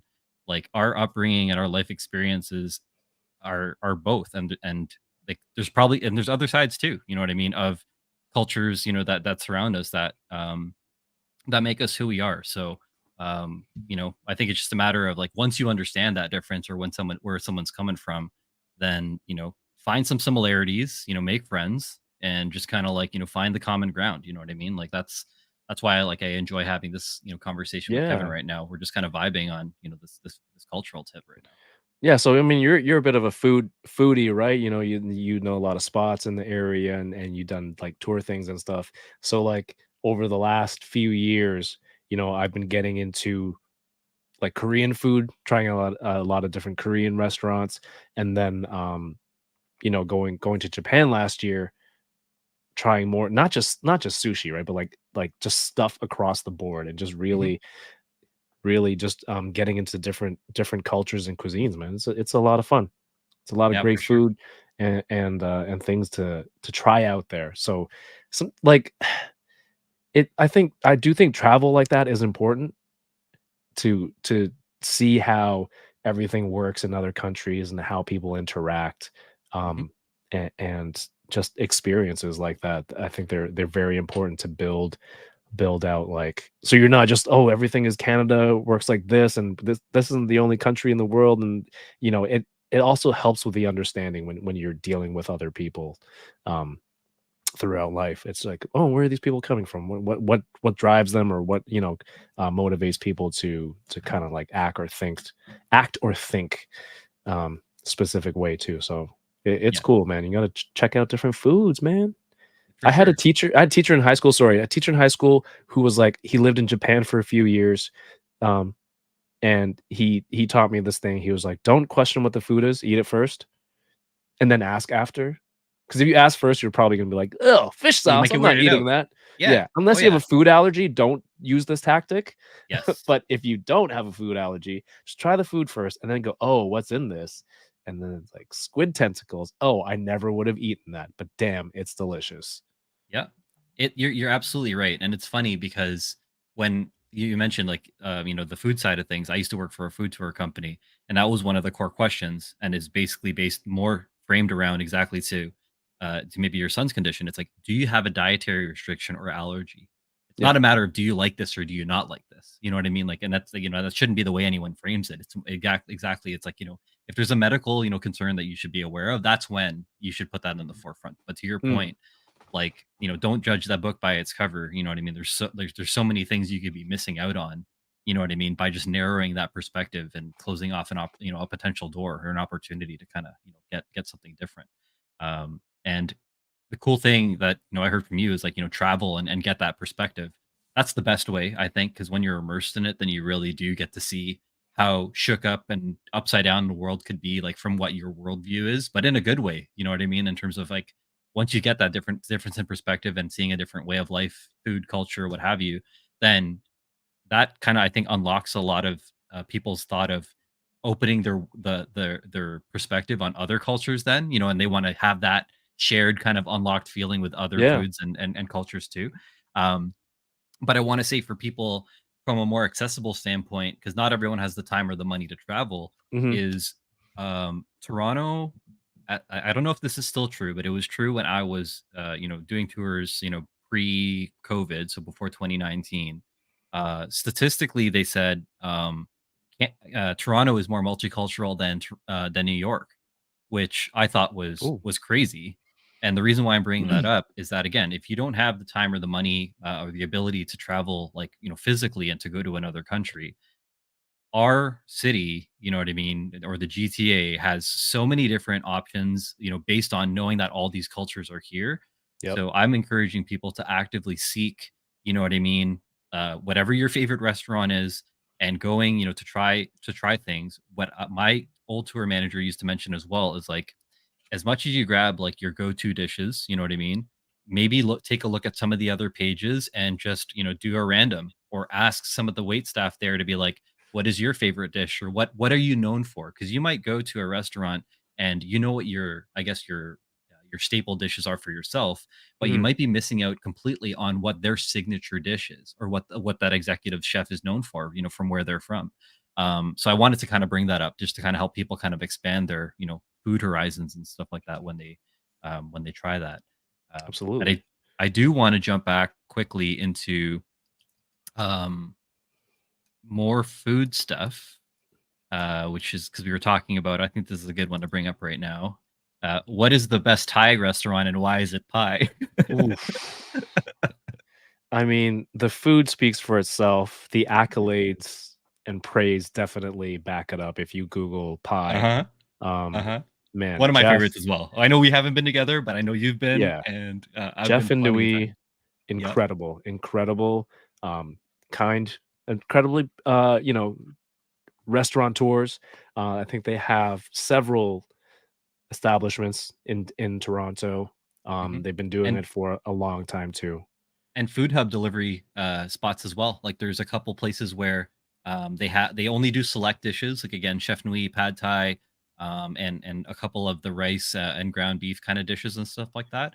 So Yep. it's just a distilled version, but it's not a full on franchise. But those recipes, Nui's recipes, are being made. So that Pad Thai is making its way around, and it is legendary. It is awesome. So I used to work with Jeff Okay. before he this all started, and I Okay. believe they opened their first location, and I forget what it was, what their first venture was, but he would come. He'd be like, "Hey guys, I'm taking food orders. What would you like?" Hmm. I go, "Oh, your food is so good. I'm ordering every time he offers it up." So he had like garlic chicken. We get garlic chicken. They'd have like Thai curry with rice. There you go, rice, curry, separate, two containers. Comes to work, mix it, perfect. And so we would get a lot of those orders until, and he was working. He would do the restaurant stuff at night and then come Hmm. into work in the day. Hmm. And he'd be like passing out at his desk, and we'd cover for him. Manager walks by, and be like, "Yo, Jeff," slap on the desk, and he wakes up, and we'd cover for him. But like he brought food for us, and that was the start. And then was it Suko Thai maybe? I was gonna say Sukhothai and Khaosan Road were some of the earlier Kaosan Road, ones yes, prior to before Pi. Pi, yeah. Yes, yeah. And then, more people started getting the food, and obviously it took off. Mhm, Pie, I've been going there for a long time. Whenever people come to town, when the enablers first came up, I'm like, "You guys have to eat here." mhm, So we had dinner there, or we got takeout from there. They have a Midtown location, they have a Markham yep. location now. They have Kickin. Yes, Chef the new Nui one. has a yeah, Chef Nui Yep. has a recipe cookbook, and she gave me a copy, and I go, "My son is allergic to this, this, and this." I'm holding the book, and I'm like, "What would you recommend?" It's like, "I don't know if I can cook these." And she looks at me. She looks me dead in the eye, as if I'm the biggest.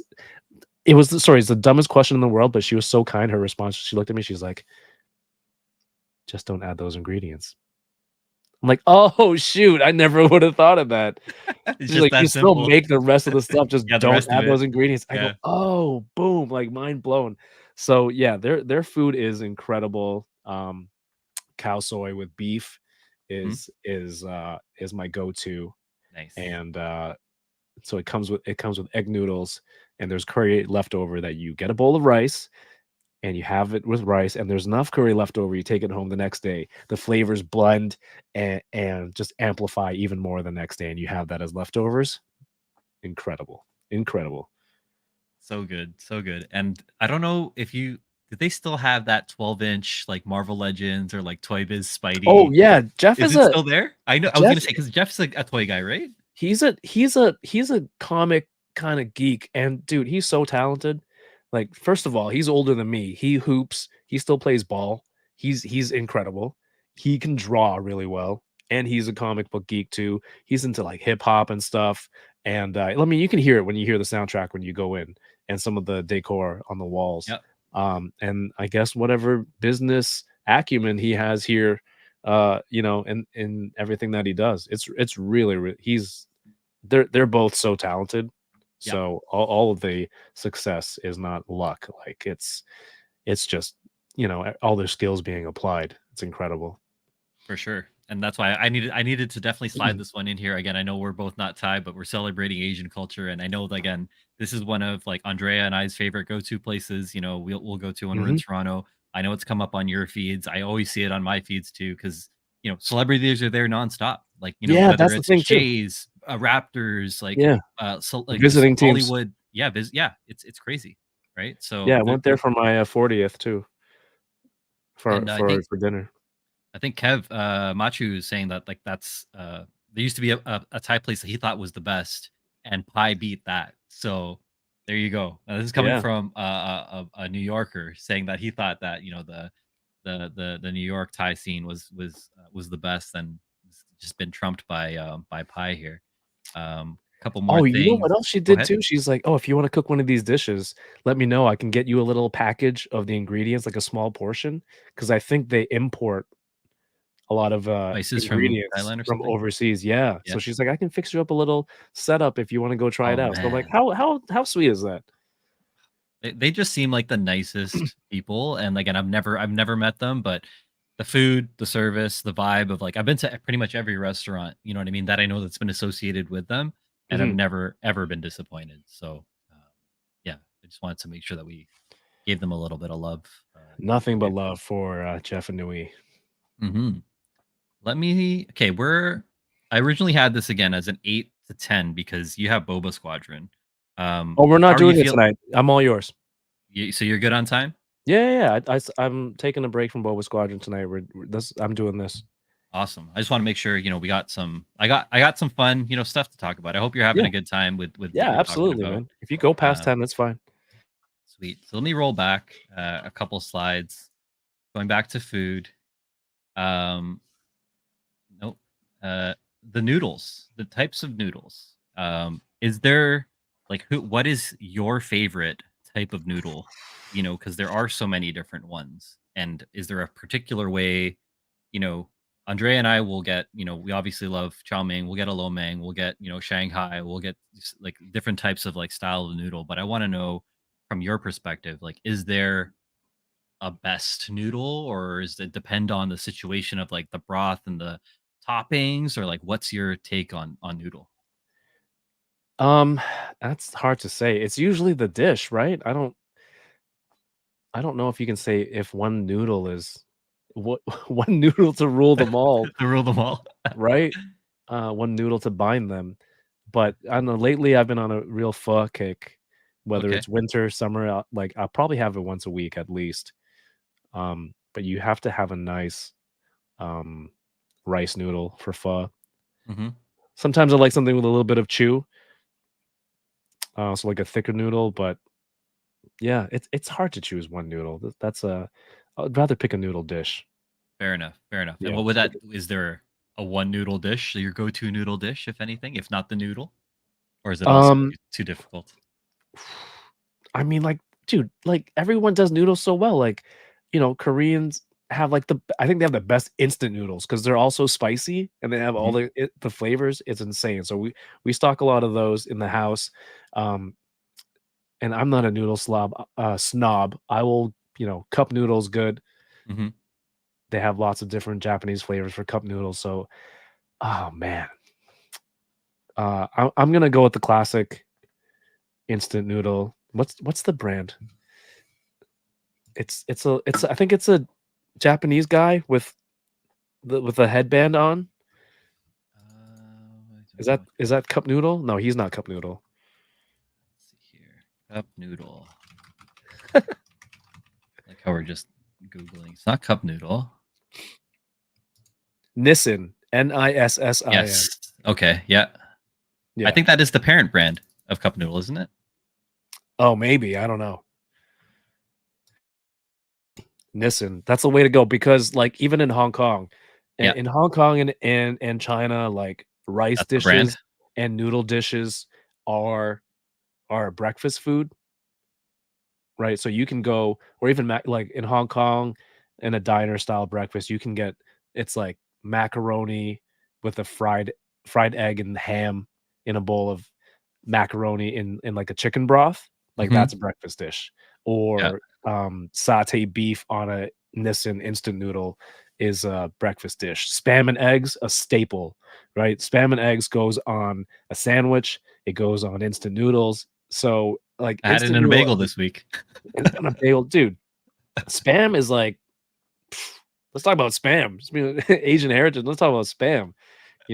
Why the hate? Yeah. All the Asians love it. You can get it everywhere.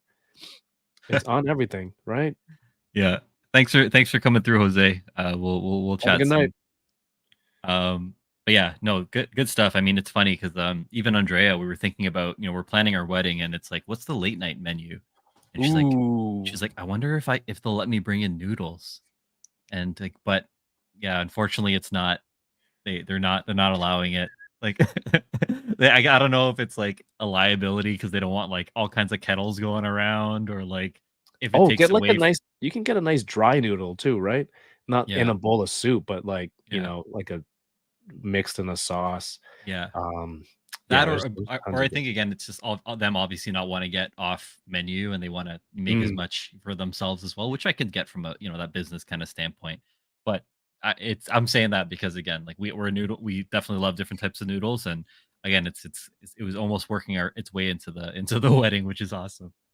Um, but yeah, man. I let's feel like you're gonna have some great foods there. for sure, for sure. Let's see here. I want to scrub the chat real quick as well. What do we have here? Toy Rensu's ready to take away Drew's Pinoy card. Um, Brian also born in Toronto, so same boat as me and Richard Reyes. Drew thinks it's funny that his card is going to get taken away as quickly as it was given. Um, let's see here. Toy Rensu, not sure which chat I'm on. Uh, dude, where are you? Find out where you are. Let's see here.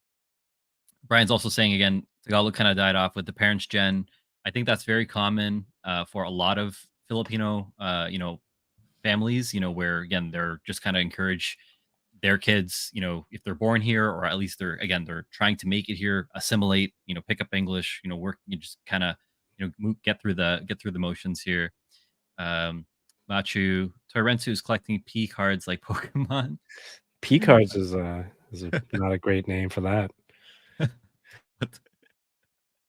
Danky Tooney, what's going on, buddy? Anyone else have a rice cooker tattoo?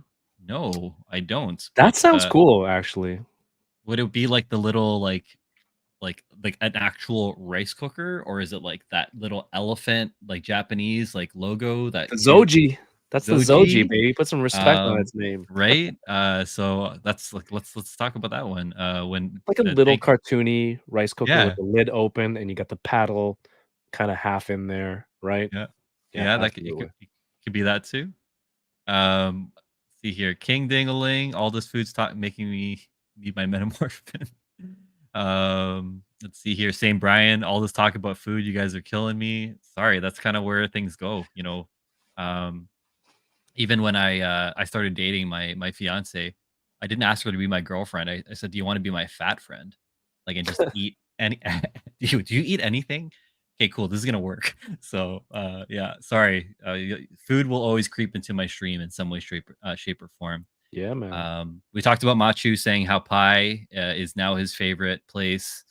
Johnny saying, agreed. I love my rice saucy, but don't want it mixed in before I eat. Agreed. Jose also, top tier Asian food chart coming up. Let's see it. So I think, yeah, Kevin, and we talked through so many. I think like we'll have to like that's going to be an Excel spreadsheet that's going to need to drop in his Discord or somewhere at some point. Let's see, the mango tree was his go-to, Brian's go-to place. That's gone. Machu says, I went to Thailand to have better pad thai, and I didn't beat the place that used to be near you. That's a big points for Chef Nui. I know, Yep. you know what I mean. Just everything there again. It's just unbelievable. I think I've had everything on the menu there, and washed it down with the Thai iced tea, of course, or some other great cocktails. So again, if you're in the GTA and you haven't had pie, Kevin and I are both telling you you need to eat at pie. So take that very seriously. And clip this Uh, and tag, Jeff tomorrow. we will, we will. Time to move, Machu. You're Filipino Canadian now. Brian is saying the best noodle, whatever I have in my pantry. That's true. We got the bulldog, we have the mama, we have innocent, we have all kinds of stuff in we have one cupboard specifically Oh, for a noodle cupboard, right? So yeah, yeah, yeah. I have like 4 yeah. different types. There is a new there's this new, the Korean glass noodle, japchae Okay. From Costco. Okay. And if they're, like, individually bagged, and you can either fry it up in, on the pan or microwave it. It's so good, like, it has mushrooms in it, it has the Mm. sauce, and it's good to go. Like, I think it's restaurant quality flavor from Ar- Costco. All right, dude. It's really good. I know you said you were gonna send me some stuff, but we're definitely gonna have Well, some like yeah, side food bar like in our DMs and Discord. So food chat. holding you to that. Yep. Um, Machu is saying free nudes are the best. That's true. Um, Brian is saying his favorite is wheat style like soba. Okay, Soba and is he good also too, but I'm yeah not soba huge on noodles. cold noodles. Um, and then he also, yeah, he called out Nissan, infant instant noodles, and Machu's agreeing there. Matt Logic, let's see here. Rick Dom, me and my lady have been addicted to pho the past 6 months. Have it once a week. Yeah, Andrea and I like that's definitely our, Same thing. brunch or like always hangover, but like just general like if we just want to go and have like a nice like brunch and it's like a warm thing. I think a big thing too is, and I'm not sure about you, Kev, but living in Canada, like, I think made me appreciate, like, Filipino stews, getting pho, getting, like, those, Chinese egg noodles, and you get, like, a brisket and, like, some wonton or, like, other types of, like, soupy, like, kinda dishes and stuff like that, and I don't know about you, but I think because it gets cold here, like, I don't know, Yeah, like, if everyone is always a soup person, but I feel like gravitate towards it, especially in the fall and the winter. Like, I'll eat soup year round, don't get me wrong, but I think that it's just awesome that we have access to, like, these dope soups, you know what I mean? Like, 100%. right? So, yeah. So we'll see here. Machu loves spam. Yeah, I just had some tocino flavored spam. So tocino is like a cured pork, like breakfast kind of like dish. So you can pick it up at like a Right. TNT or any type of place like that, and it's basically like a pork chop that's been like kind of cured and seasoned. But I ended up finding that flavor of spam, and I fried that up and I tossed it in some Montreal sesame bagels. And that was, again, you were saying spam and egg on anything. Like I Yeah, literally man. just tossed it in a bagel and like, hey, that was brekkie. Let's see Oh, here. a new trick I learned recently, you get the vegetable peeler, and then you Okay. shave really thin slices off of your brick of Spam, right? And then you What? fry those up so they're super thin and super crispy. So, I What? sometimes like, like a nice meaty bite of it with Yeah. the sear, the crisp on the Yeah. outside. Yeah. But if you do it thin like that, it's almost like you can get like, Like the spam entire chips. surface area. Yeah, it's almost like Spam chips. Oh my I don't god. do oil because usually, like, I let the fat kind of just, Yes. Oh grease yeah. up the Same. pan. Yeah. I let it heat up with it in there, so it really kinda, like, melts up the fat, but you can put in a little oil there and just accelerate that crisping factor, especially when they're so thin. So, That is yeah, just get a interesting. vegetable peeler and just shave, like, 10, 20 pieces, and then you can do whatever the hell you want with it. Nice. That's It's again. so I'm good. gonna I'm gonna have to rewatch this and remember the veggie peeler technique. Matt Logic is asking pho. Is that like chicken noodle soup?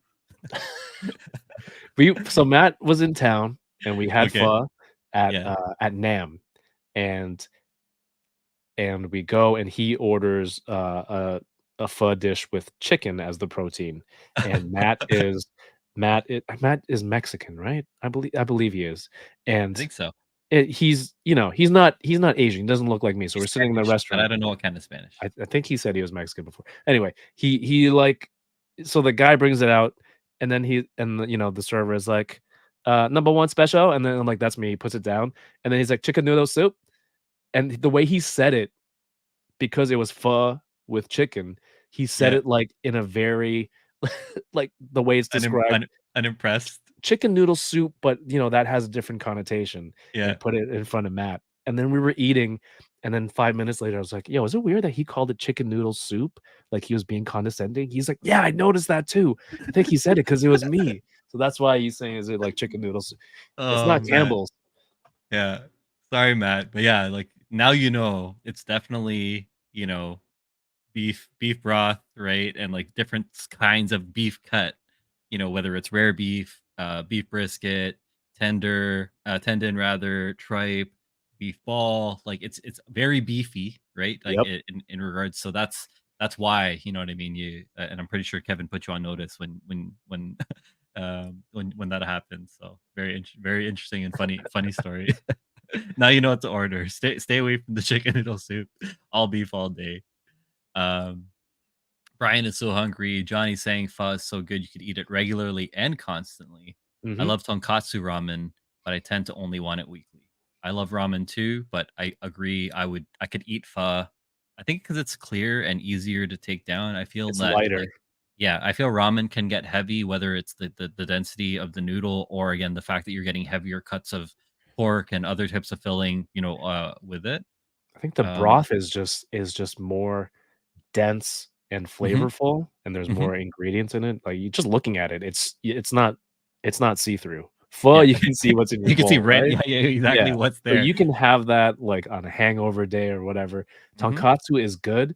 It's probably, like, the best tasting, but it's not I don't think it's a weekly thing for me. I also find ramen is more of like a dinner meal. You know what I mean? Like it could be that heavy, or I don't know about you, but I can eat like 3 times, like every like breakfast, lunch, and dinner. I feel Yeah. like ramen I would prefer like as like a nice dinner. Maybe get some karage or like some other types of sides, with it, and have like a heavier meal and treat it kind of that way. But I don't know. Um, Matt is saying spam musubi would be awesome as a post dance snack. That's true. And funny enough, like Andrea and I, we got engaged in Hawaii. Her best friend's husband married a Hawaiian guy, so he kind of put us on this whole musubi like tip. You know what I mean? Like cutting up Mhm. the spam, mixing it with like some soy and sugar, and just kind of giving it like that sweet kind of like taste. And then we have a little. I bought a little musubi maker, which is basically like a little Yeah. um, spam sort Mold, of shape thing, right? The rice mold. mold. Yeah, yeah. You just toss the rice in there and you just put that together with the nori. It's a good time. Someone said you can just use the Spam can. That's a good You can point. pack the rice in, it's the I same shape as the mean, Spam. true. Pack it in, take it out, and then cut up that in the rice livers. That's Yeah. really smart. Damn, I wish I thought of that before spending money on Amazon. Damn it. Bezos, you got me again. Um, let's see here. Richard also loves spam. Machu says, oh, shit, I'm on Kevin's Guy's channel. lost. He's Doesn't lost. matter. Again, people, y'all can have multiple tabs. Be where you want to be. It's like the what is it called? A walk to remember. Be at two places at once, like Mandy Moore or something like that. I don't know. Let's see here. Brian is asking, what is your go-to dish? At Cha Oh, Ta Tan Chai. Tang is, it's like what I described, like, almost like a Chinese Hong Kong style diner. Okay. Um, so it's like you go, you can have breakfast, you can have any meal there. My go-to dish is it's an egg with corned beef sandwich. Okay. So it's almost like a scrambled egg. They have corned beef mixed in, and I like my eggs medium on a white bread, toasted, no crust, with a side of milk tea, and that's my go-to. Damn. Brian, I hope you got all that. And if not, you just scrub back. And that's a full-on order there, dude. So So if you see Chinese people on Instagram and they're talking about like CCT for short on like a restaurant, that's what they mean. Ta Tan Tang, which he has it typed out like that style of restaurant. cool. Again, that's another bookmark that I have here that I'll need to get back to you. Let's see here. There is. Think you're at Rick Doms, or are you gonna do some more questions? Let's see here. Let's get into some questions. What does this photo mean to you? Ooh, P-Mall, baby. That's right. Let's go. Let's Oh my go. god, it's so different now. Like, this used to be like a every week stop here in it's I mean, it's north of Scarborough, it's just north of Steeles. But for people who don't know, this is a mall. It's very the style is a lot of like malls in Asia, like Hong Kong, or Japan, where it's just rows upon rows of glass, glass rooms. Maybe what would you say on average the size is? I don't know, maybe like 10 10 by by 10. 20?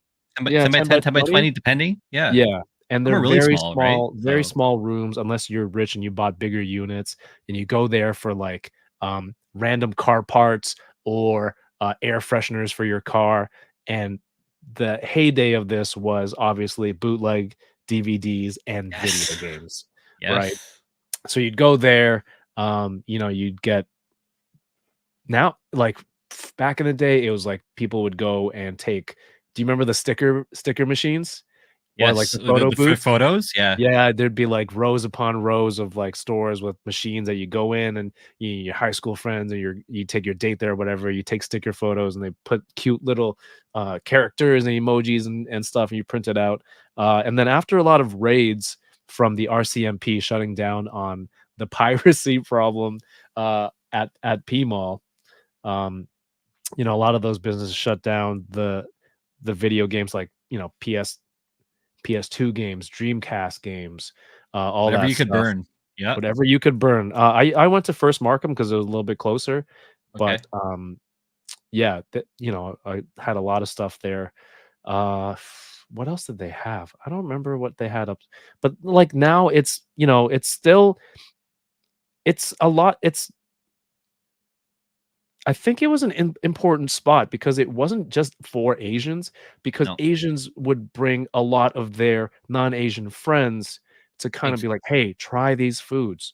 Look Yep. like and like there you would always see people, of every, from every different place, different walks of life just there. Yep.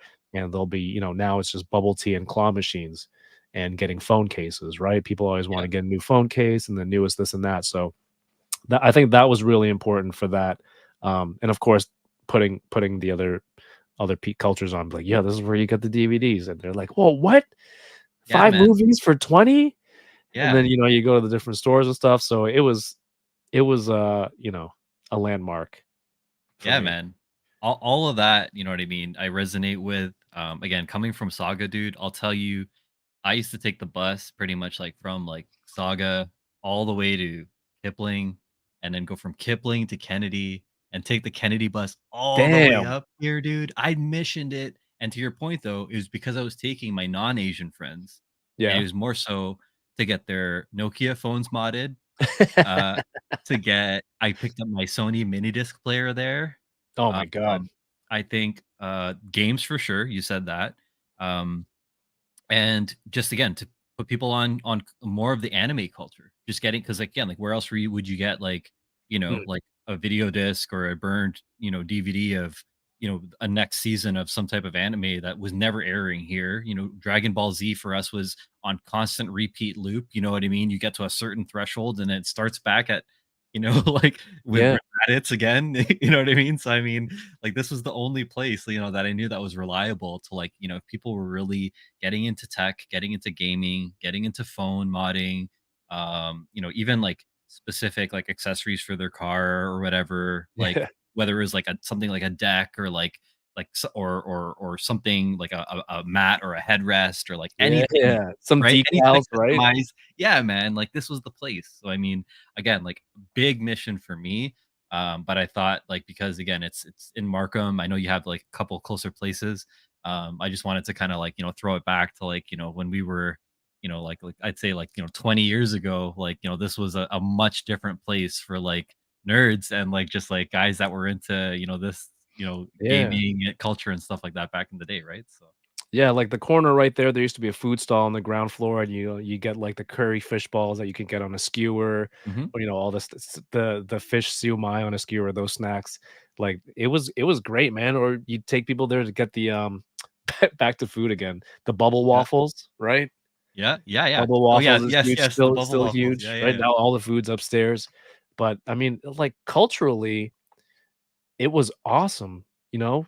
If you overlook some of the the shadier parts of some of the business dealings, but Yeah. I and, they opened they didn't close for Christmas, you know? Yeah, I they think open. Yeah. that's the main thing for, like, a lot of these Asian businesses. It's like, we don't celebrate Christmas. We moved here to make money and feed our families. It's like, we're opening.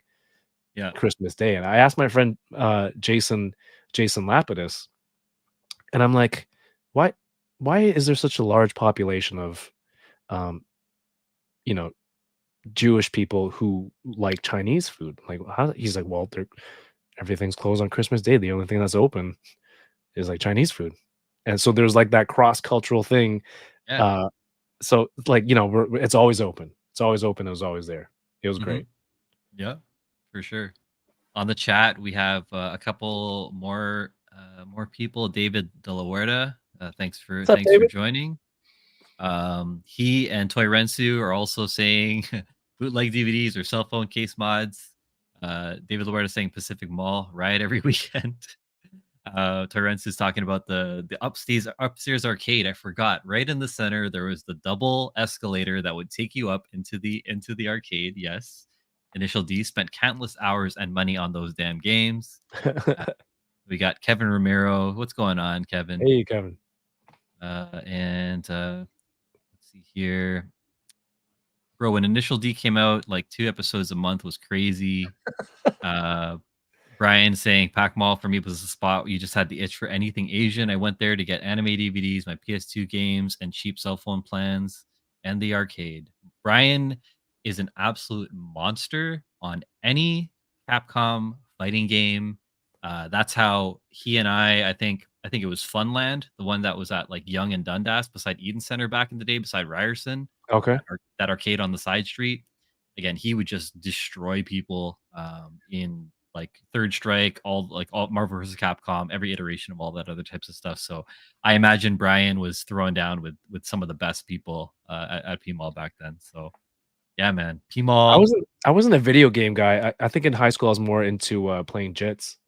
Okay, yeah, that's a big one too, right? Yeah, there. I think jits and billiards, like or like again, Jits tables were usually where arcade machines were, or also side tables where in pool halls and stuff like Yep. that too. So I think Jits is 100% a big like part of like whether it's Filipino, Asian like bar kind of culture. You know what I Mhm. mean, or that type of thing for sure. So I will agree with you. I was never the best at that. I was definitely more into the gaming than anything, but and billiards, like I mentioned earlier. But oh yeah, like Jits was people were always well, even just in general, like on the Jits tables or at arcades, there like back when we were growing up, there was the "I got next" mentality, right? Yeah, you just You're slap the loonies on the yeah, table, man. that's what I'm saying. You're putting your coins down and like you just get in queue. Like, we weren't playing online. We didn't have the luxury of having reliable online connections, all this other fun stuff. You had to go to a physical place, put down physical money, and literally like, Yeah, settle it there and then, and just run that, however many times. So I hope you appreciate this little walk down memory lane, I do. I used to rig the machines with a stir stick, coffee stirrer, dude. and then it's What? like, at some point, it was like, let's not," like, it's a guy trying to make some money here, the little arcade guy. Felt bad. All good. We all done some stuff. I know you said not big on gaming, but because obviously I'm a gaming guy, I do need to know, I'd like to know, you know what I mean? Like were you what was your first console, or like what you were more of a Nintendo house or a PlayStation house, or like Mm, what kind of gaming, I or can tell how, you. like, you know what I mean? I'm not a serious gamer, but like, I think most kids I loved video games. My cousins and close relatives had Super Famicom, which is that the Japanese version of Super Japanese Nintendo? Super Nintendo, yeah, because Basically, like, the Family same game, yeah. Computer was NES, Famicom was NES, and then Super Yeah. Famicom is the Super NES. So I think I was first introduced to Super Famicom, and then my first video game that I had for myself was probably a Game Boy, right? And then I had SNES, and then I had the adapter that you could play Super For Famicom Game games. Boy, yeah, Yep, and, Maximum Carnage, things like that. so good. And then it was mostly Nintendo. So it went from Super Nintendo to 64? N64, Okay. and, when I got GoldenEye for I think it was Christmas, I ran around the house screaming like Kevin in Home Alone. When Yeah, he was really excited, he's running when back he's and forth, he's going, "Ah!" yeah. I still remember that. I still remember I had molars removed, and I was sitting there, my face was numb because the anesthesia, and I was playing GoldenEye, and, my mom came over, she's like, "You know you're drooling, right?" I'm like, "Huh?" And I looked down because I was sitting crisscross on the carpet, and I had, like, a puddle of drool, saliva coming out of my face, and I didn't feel it, and it was, like, puddled on me. She's like, "Go clean yourself up." Um, so from that, I had a GameCube, I had Xbox, Xbox 360, Xbox One, I had PS2, PS3, PS4, Dreamcast. I Nice. had, the Before its time, Wii. eh? Yeah, Dreamcast was, dude, a controller that had a cartridge that you add in, and that had controls on it that you can play, you Yeah. know, pretty Built-in terrible modem? games. Pretty terrible games, but, like, Yeah. it's still the concept was cool. Um, Nintendo Wii. I don't think I had a Wii U, and then I have a Switch, and that's where I'm at now. Awesome.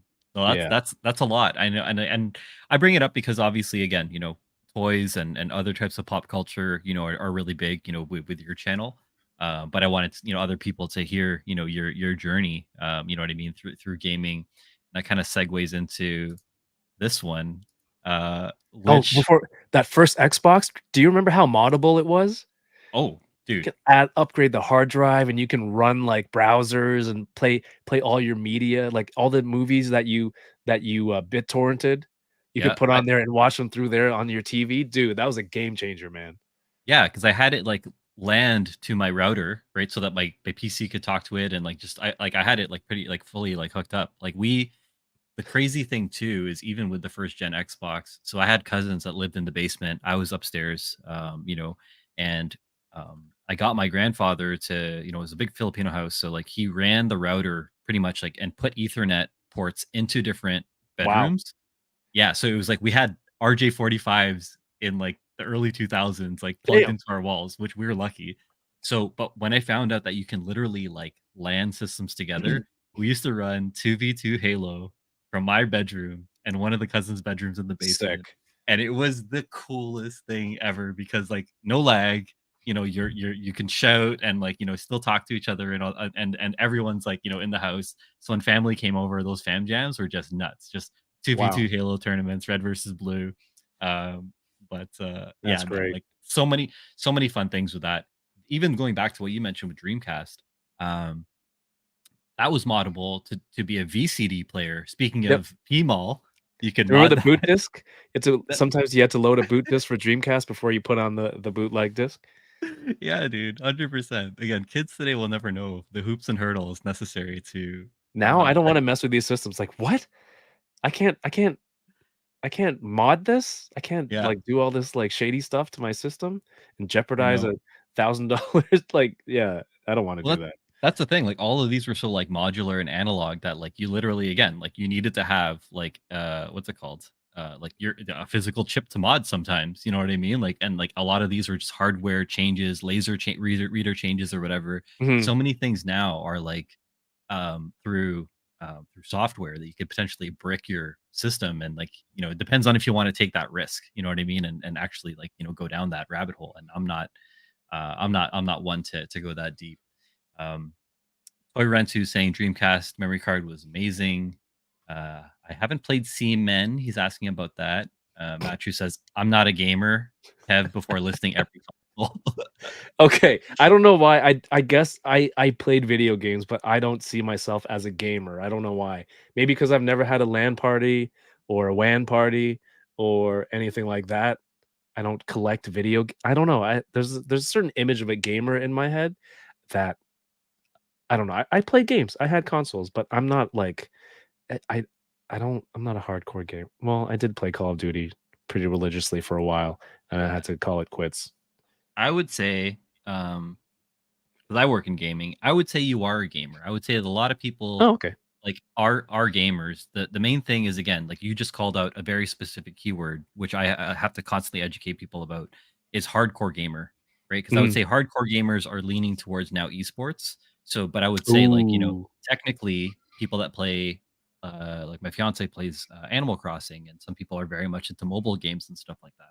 So because of the advent and the change in terms of like, the demographics that are playing and the different genres, gaming, that broader term now does encompass a lot of people that that's maybe true. even if you're like chilling with games, like you're still a gamer. But I know what you're saying. Like I would not lump you into a hardcore gamer, an esports guy, or anything like that. Which Yeah, you know what I mean. There's just different hyper niches within. But that's a good point. yes, just kind of want to put that out there. And a lot more questions, but we'll get more into some of this hacking stuff later on. Some fun stuff from Brian and David in the chat.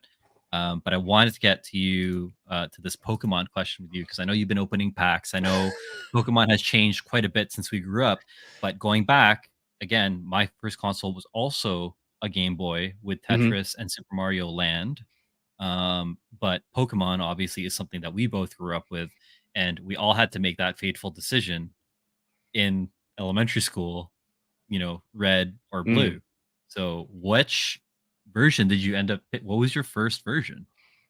You're gonna be very, very surprised or disappointed. I wasn't a Pokemon guy growing up, man. I Whoa, was not. My really? first Pokemon choice was, Pokemon Violet, dude. Okay, so generations later. Yeah, like, I was never into it. I had friends who were into it, and, I grew up in a very non-Asian neighborhood, Mhm, right? Even the school, like, Uptown Richmond Hill, right? So, mhm. um, even, like, the few other Asians that were in my school, I don't know, like, at the time, I wasn't really, Gaming? really hanging out with those people, um, my people. So, like, the Pokemon stuff wasn't really on the radar, and it wasn't until much later on where I had, like, more Asian friends, and I'm like, they're into the I'm like, "Oh, what is this? Pokemon?" And I wasn't into it, dude. It was really weird. Like, I was aware of it, Mhm. and it's not until, like, a long, long time later, this is crazy that, like, my kids got into it now, and it's awesome that it's still around, that I'm like, "Yo, this is it, like, is this a quarter life crisis or something? Like, let's get into this and let's see what it's all about." So we're getting into, you know, books and toys and cards and games and really just getting into it. And it's been so much fun um having this to share with my kids. But I didn't have to make this choice. My wife has a bunch of these games on her. Oh, and I had Nintendo DS, 3DS, DS Lite, and Game Boy Color, and what yeah, okay, maybe I am a gamer. And also those were very moddable with the R4 cards. But my wife has a ton of Pokemon games on her DS. And here's a quick tip: keep your DSs, don't sell them, because when you have kids, it's like an easy, like you don't have to buy them a brand new system, right? Give them a DS, DS Lite, and all your games are in there. Like they're good. Start them there, set the bar real low, and then they can work their way up to next gen level gaming or whatever it may be. But yeah, that was a nice hack because we had like a case with all of our games and everything in it. That was so good. That's awesome, and agreed, you know what I mean? Like, especially with those older like, the first generation DS and DS Lite that still have the Game Boy port too. Like, Yes, the that's right. library In the is bottom. ridiculous. Yeah, you can Yeah. get so many retro games, to kinda play through. But yeah, no, that is super that is super smart. There's and they're great games too, and the Mhm. clamshell design, everything, like the battery life and all that other types of stuff. Like it's I have to agree with Kevin here. I've given like my DS and DS Lites to like my friends when their kids started to grow up and they needed something to play. I Yeah, just like, "Oh, man. yeah, let's go to check out Kicks and see what he has," and, I have no shortage of tech, so that's how it Yeah, there's like a stylus you can use on the bottom game. What was the Brain Age? Brain Age was killer. It was so Yeah, much Brain fun. Age. Yeah, so that's funny. Like, I actually worked, for a marketing company that did the launch for, like, the Nintendo Wi-Fi and a lot of, like, the online connection stuff from, like, 2006 to 2013. So even Brain Age, like, that was such a big thing that we used to get. Dr. Kawashima, I think, was, like, the lead That's right. the lead on developing that, which was crazy, but, like, there's a built-in Sudoku, there was Big That's Brain right. Academy, there were Mhm. so many educational games, and that was, like, a lot of the media events that I used to do were very much on how it appeals to the younger audiences, kids, just to kind of like keep them sharp and have fun. Anyone who grew up with any console game, there was a DS version of that, and then even again, parents, that were looking for like word searches, crossword puzzles, other types of stuff without having to like lug around like or get a fresh newspaper. Mhm. Like there's so many of these types of games. Like that stylus definitely, was a game changer, from a handheld perspective. Yeah, Um, Nintendo's always trying to, like, lack of a better term for it, change the game, right? that's it. With, No, it's like, true. The Wii stuff, motion control, all that. Yeah. Super, super fun. Yeah, my Wii claim to fame was I was one of the first people to play the Legend of Zelda Twilight Princess Wii version pre-launch, because I was working for that same company that launched the Wii in Mhm. Canada in 2006, and I remember the tester, he's like, "Oh, who wants to play first?" And I, like, just literally ran to the demo unit, and he's like, "So what you wanna do is," and I'm already, like, not even, like, fighting the guy in front of me. I'm, like, picking out the archers in the background, and he's like, "Have you played this before?" I'm like, "No, but I've watched the E3 demo, like 100 times." So so I Oh, know, no he's way. yeah, he's like, "Oh," he's like, "Yeah, because 'cause you're, like, blazing through this," like, and I'm like, "Oh, cool." I'm like, "I wanna be good at my job." Like, so That's so funny. But yeah, no, that was they're definitely again like the innovators when it comes down to like every gaming generation. Um, what do we have here? I want to jump in to the chat. Machu Toy saying, or sorry, Brian saying at his core has always been PC. That's true. Brian was also awesome on StarCraft and some other big PC games. Yeah, I Um, never got into any of those either. Oh yeah, I guess I it's a wasn't a whole other PC culture. gamer. Even I don't really know a lot of that or like Counter Strike and all that other types of stuff. Again, I work Yeah. on like the more like partnerships and sponsorship side of like gaming and business, but I'm not I'm as much of a gamer like when it comes down to all of esports and all of gaming, like and I'm very much in my lane with like certain Nintendo titles like Smash and stuff like that. But yeah, there's whole other communities of gamers that, I think you and we just wouldn't not necessarily click with on a bad way, but just because they're so ingrained and we're kind of like surface level on, compared to their stuff. Yeah. Um, I had tons of Mach, friends with, like, Warcraft, Counter Strike, go to the internet cafe type dudes that, grind it out for hours. yeah, for sure. Um, Machu's just saying, my favorite Pokemon game was Snap. Wasn't really a Pokemon. That was fun though. You're just kind of sitting on rails and taking photos of Pokemon. That game looks awesome. I wanna buy a copy and try it out. Taking Mhm. photos of Pokemon, I think my kids would like that too. Yeah, definitely a good retro kick. Brian's saying he's a Power Rangers fanatic. Johnny's saying favorite Pokemon game is Super Smash Bros. Ultimate. That is Oh, my yeah. game, Johnny. So there's I will play you happily in that. We can do Pokemon only and have a great time. Brian, okay, maybe I am a gamer. Whoops. um, Was I yep. gamer or was I just spoiled? Rick Dom, I started my nephew gaming with old Tiger electronic handhelds. Oh yeah, those are Oh, wow. awesome. Yeah, those little single game units with I think two buttons or something like that. Win Mhm. or lose, what's going on? Win or lose? See here, Johnny. I can't believe I could play those old Tiger electronic and Game and Watch LCD games. Yeah, it's true. It was like there's no margin for error on a lot of those very rudimentary games. Like it's either you have perfect timing or you didn't, there, and that's it. Um, Did you have the TMNT one? The green one with, like, no, just a directional and, like, one button on the side, and then it's just like yeah, it that one's it teaches you patience, that game, as a that's what I'm child. saying, right? Like there's Yeah. certain like so many games, even again going back to like NES games, Sega games and stuff, like they're unforgiving. Like when it comes down to certain moments of those games, racking up your lives or whatever, or it's game over, literally game over. David is saying, I think our kids from our generation will learn the best old school items because we lived through it. Best of both worlds. That's great. Mhm. Machu, I blame my uncle. He lived with my fam when I was young, and when he moved out, he left me his NES. That's same boat, dude. Exact same boat. Maverick is saying Pokemon Snap got me into photography, and that's what honestly That's got me into toy really, really cool. photography. That is cool. That's I really know. cool.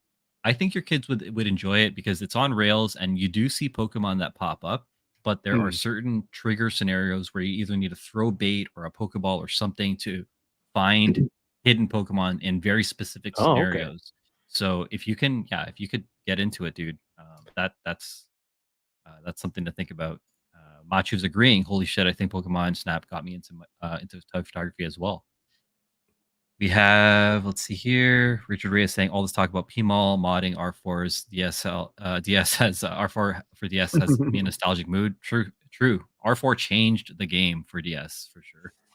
Um, and 64 Zelda Ocarina game was hard. Yes, specifically, I will say the Water Temple is the bane of pretty much everyone's existence in that game. I would say Rick Dom, they got Snap for Switch too, so you don't have to emulate. There you go. So you probably just get that through your online subscription. Brian is saying his favorite game was on SNES, A Link to the Ooh. Past. Definitely a great title.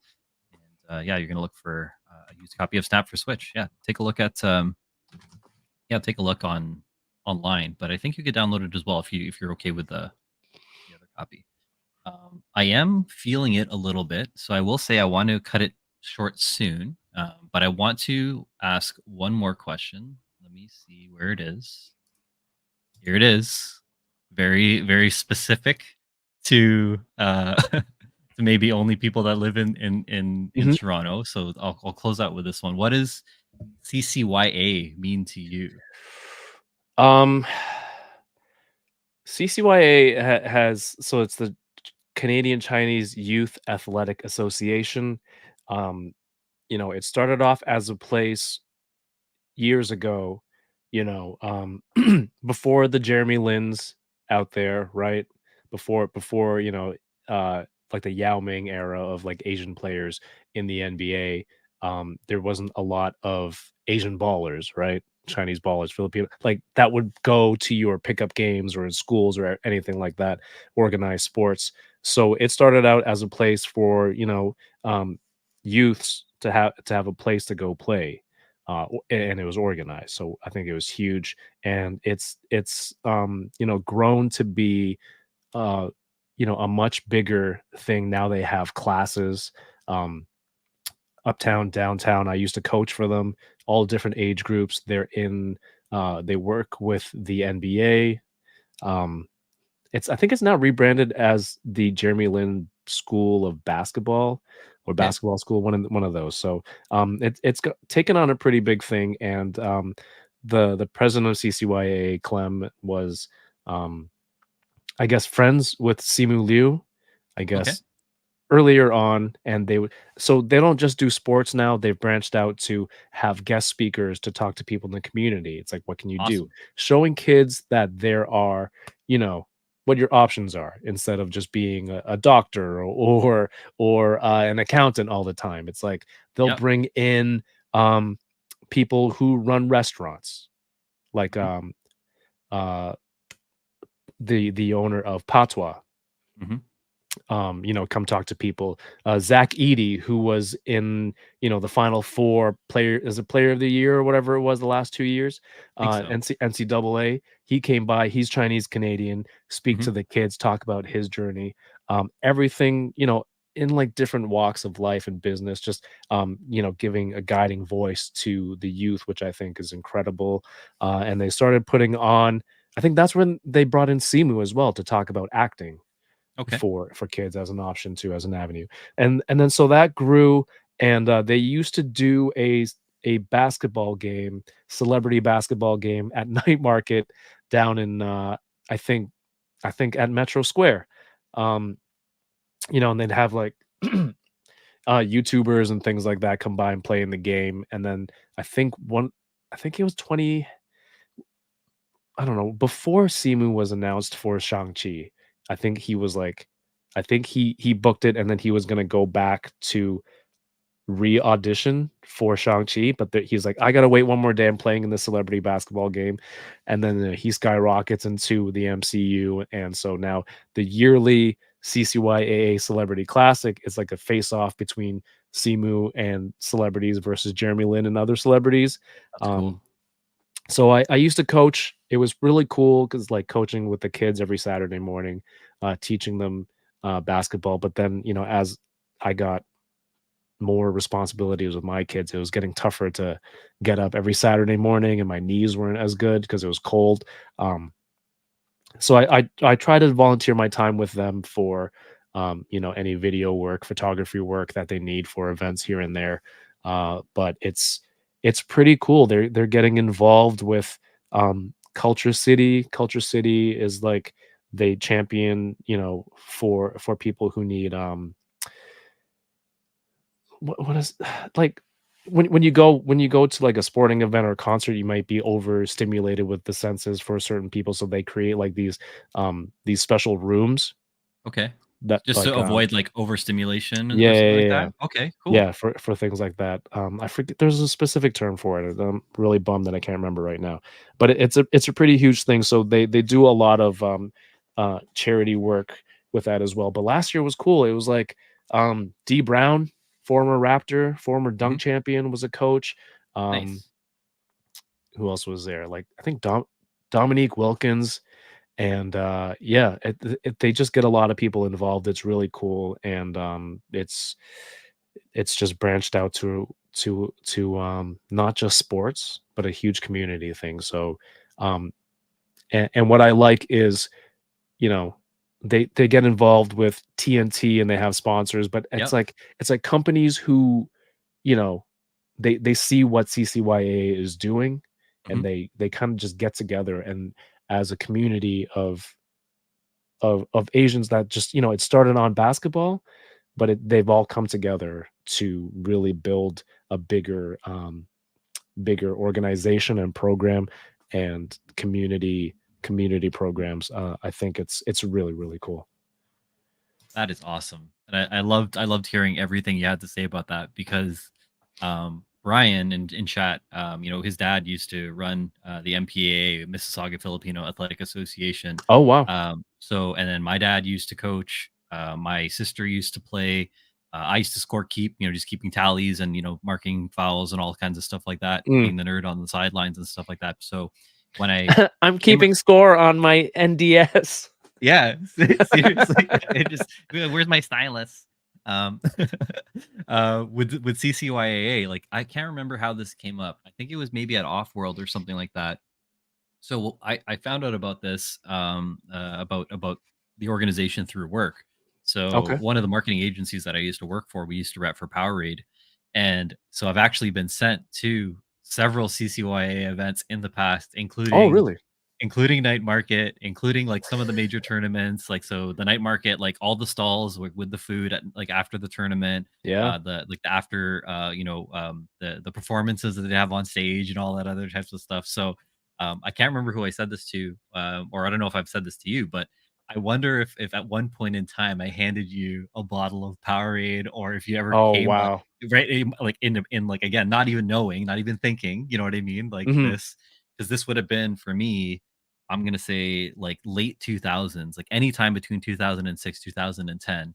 I was probably Okay. like at you know what I mean at CCYA events and stuff like that. But because again that basketball overlap, and it kind of coming up, I know, I wanted you to be able to kind of tell a little bit of story of like your love for ball, the involvement that you've had, and it's very interesting to see how it's sort of grown. So, Yeah, that's re- coming up in July. yeah. Um, I also thought it would be a good segue because, next month we're going to be doing the core basketball event, Core right? day. Yeah, Yep. core day. So I thought that that would be a good kind of segue, from this basketball piece and like into kind of the sign offs for like what's kind of going on with you. So, would you mind letting people know a little bit more about core day? Core Day is another community event from my friend Ali. He's a basketball coach, and he trains kids, teenagers all the way up to past their prime guys like me. Just I usually go out to his program once a week to stay in shape and get my shots in. But he again, when he teaches and he does so much for the community, he's putting on what he calls a core day, where he's renting out the gyms in that facility where he runs his programs, and he's going to run free clinics for a couple of age groups throughout the day. and he came to me and he said, "Hey, man, um, this was right after toying around ToyCon," and he said, like, "That event was really cool. Would you like a space at Core Day to kind of show, show the community your side of what you're doing, like this pop culture stuff, the collecting stuff." I'm like, "Hell yeah!" Like he does so much, and I think his programs are really incredible that I'm like, I want to help out with that too. So, he asked me like, do I know any vendors or people who would want to do stuff like that? So again, the community, right? People that I know, people who I think are um good, I want to say ambassadors, right? But like people who are from this community who would bring who would bring something fun and awesome and contribute to this event. So like Bearded Builds, Jason Lapidus, comic people, people who create things, a couple of toy stores, Heroes World, mypops.ca. And I'm like, oh, there's going to be kids there. There's going to be parents coming through, like a gaming element. So I'm like, Kix, you want to come out and have a display out there? And you and Yeah, Drew, Drew's awesome toy photography on display. You know, who knows if it's like, some kid comes by and sees that photo or sees a toy and they get into the hobby and they're like, "Oh, cool, like I like this stuff."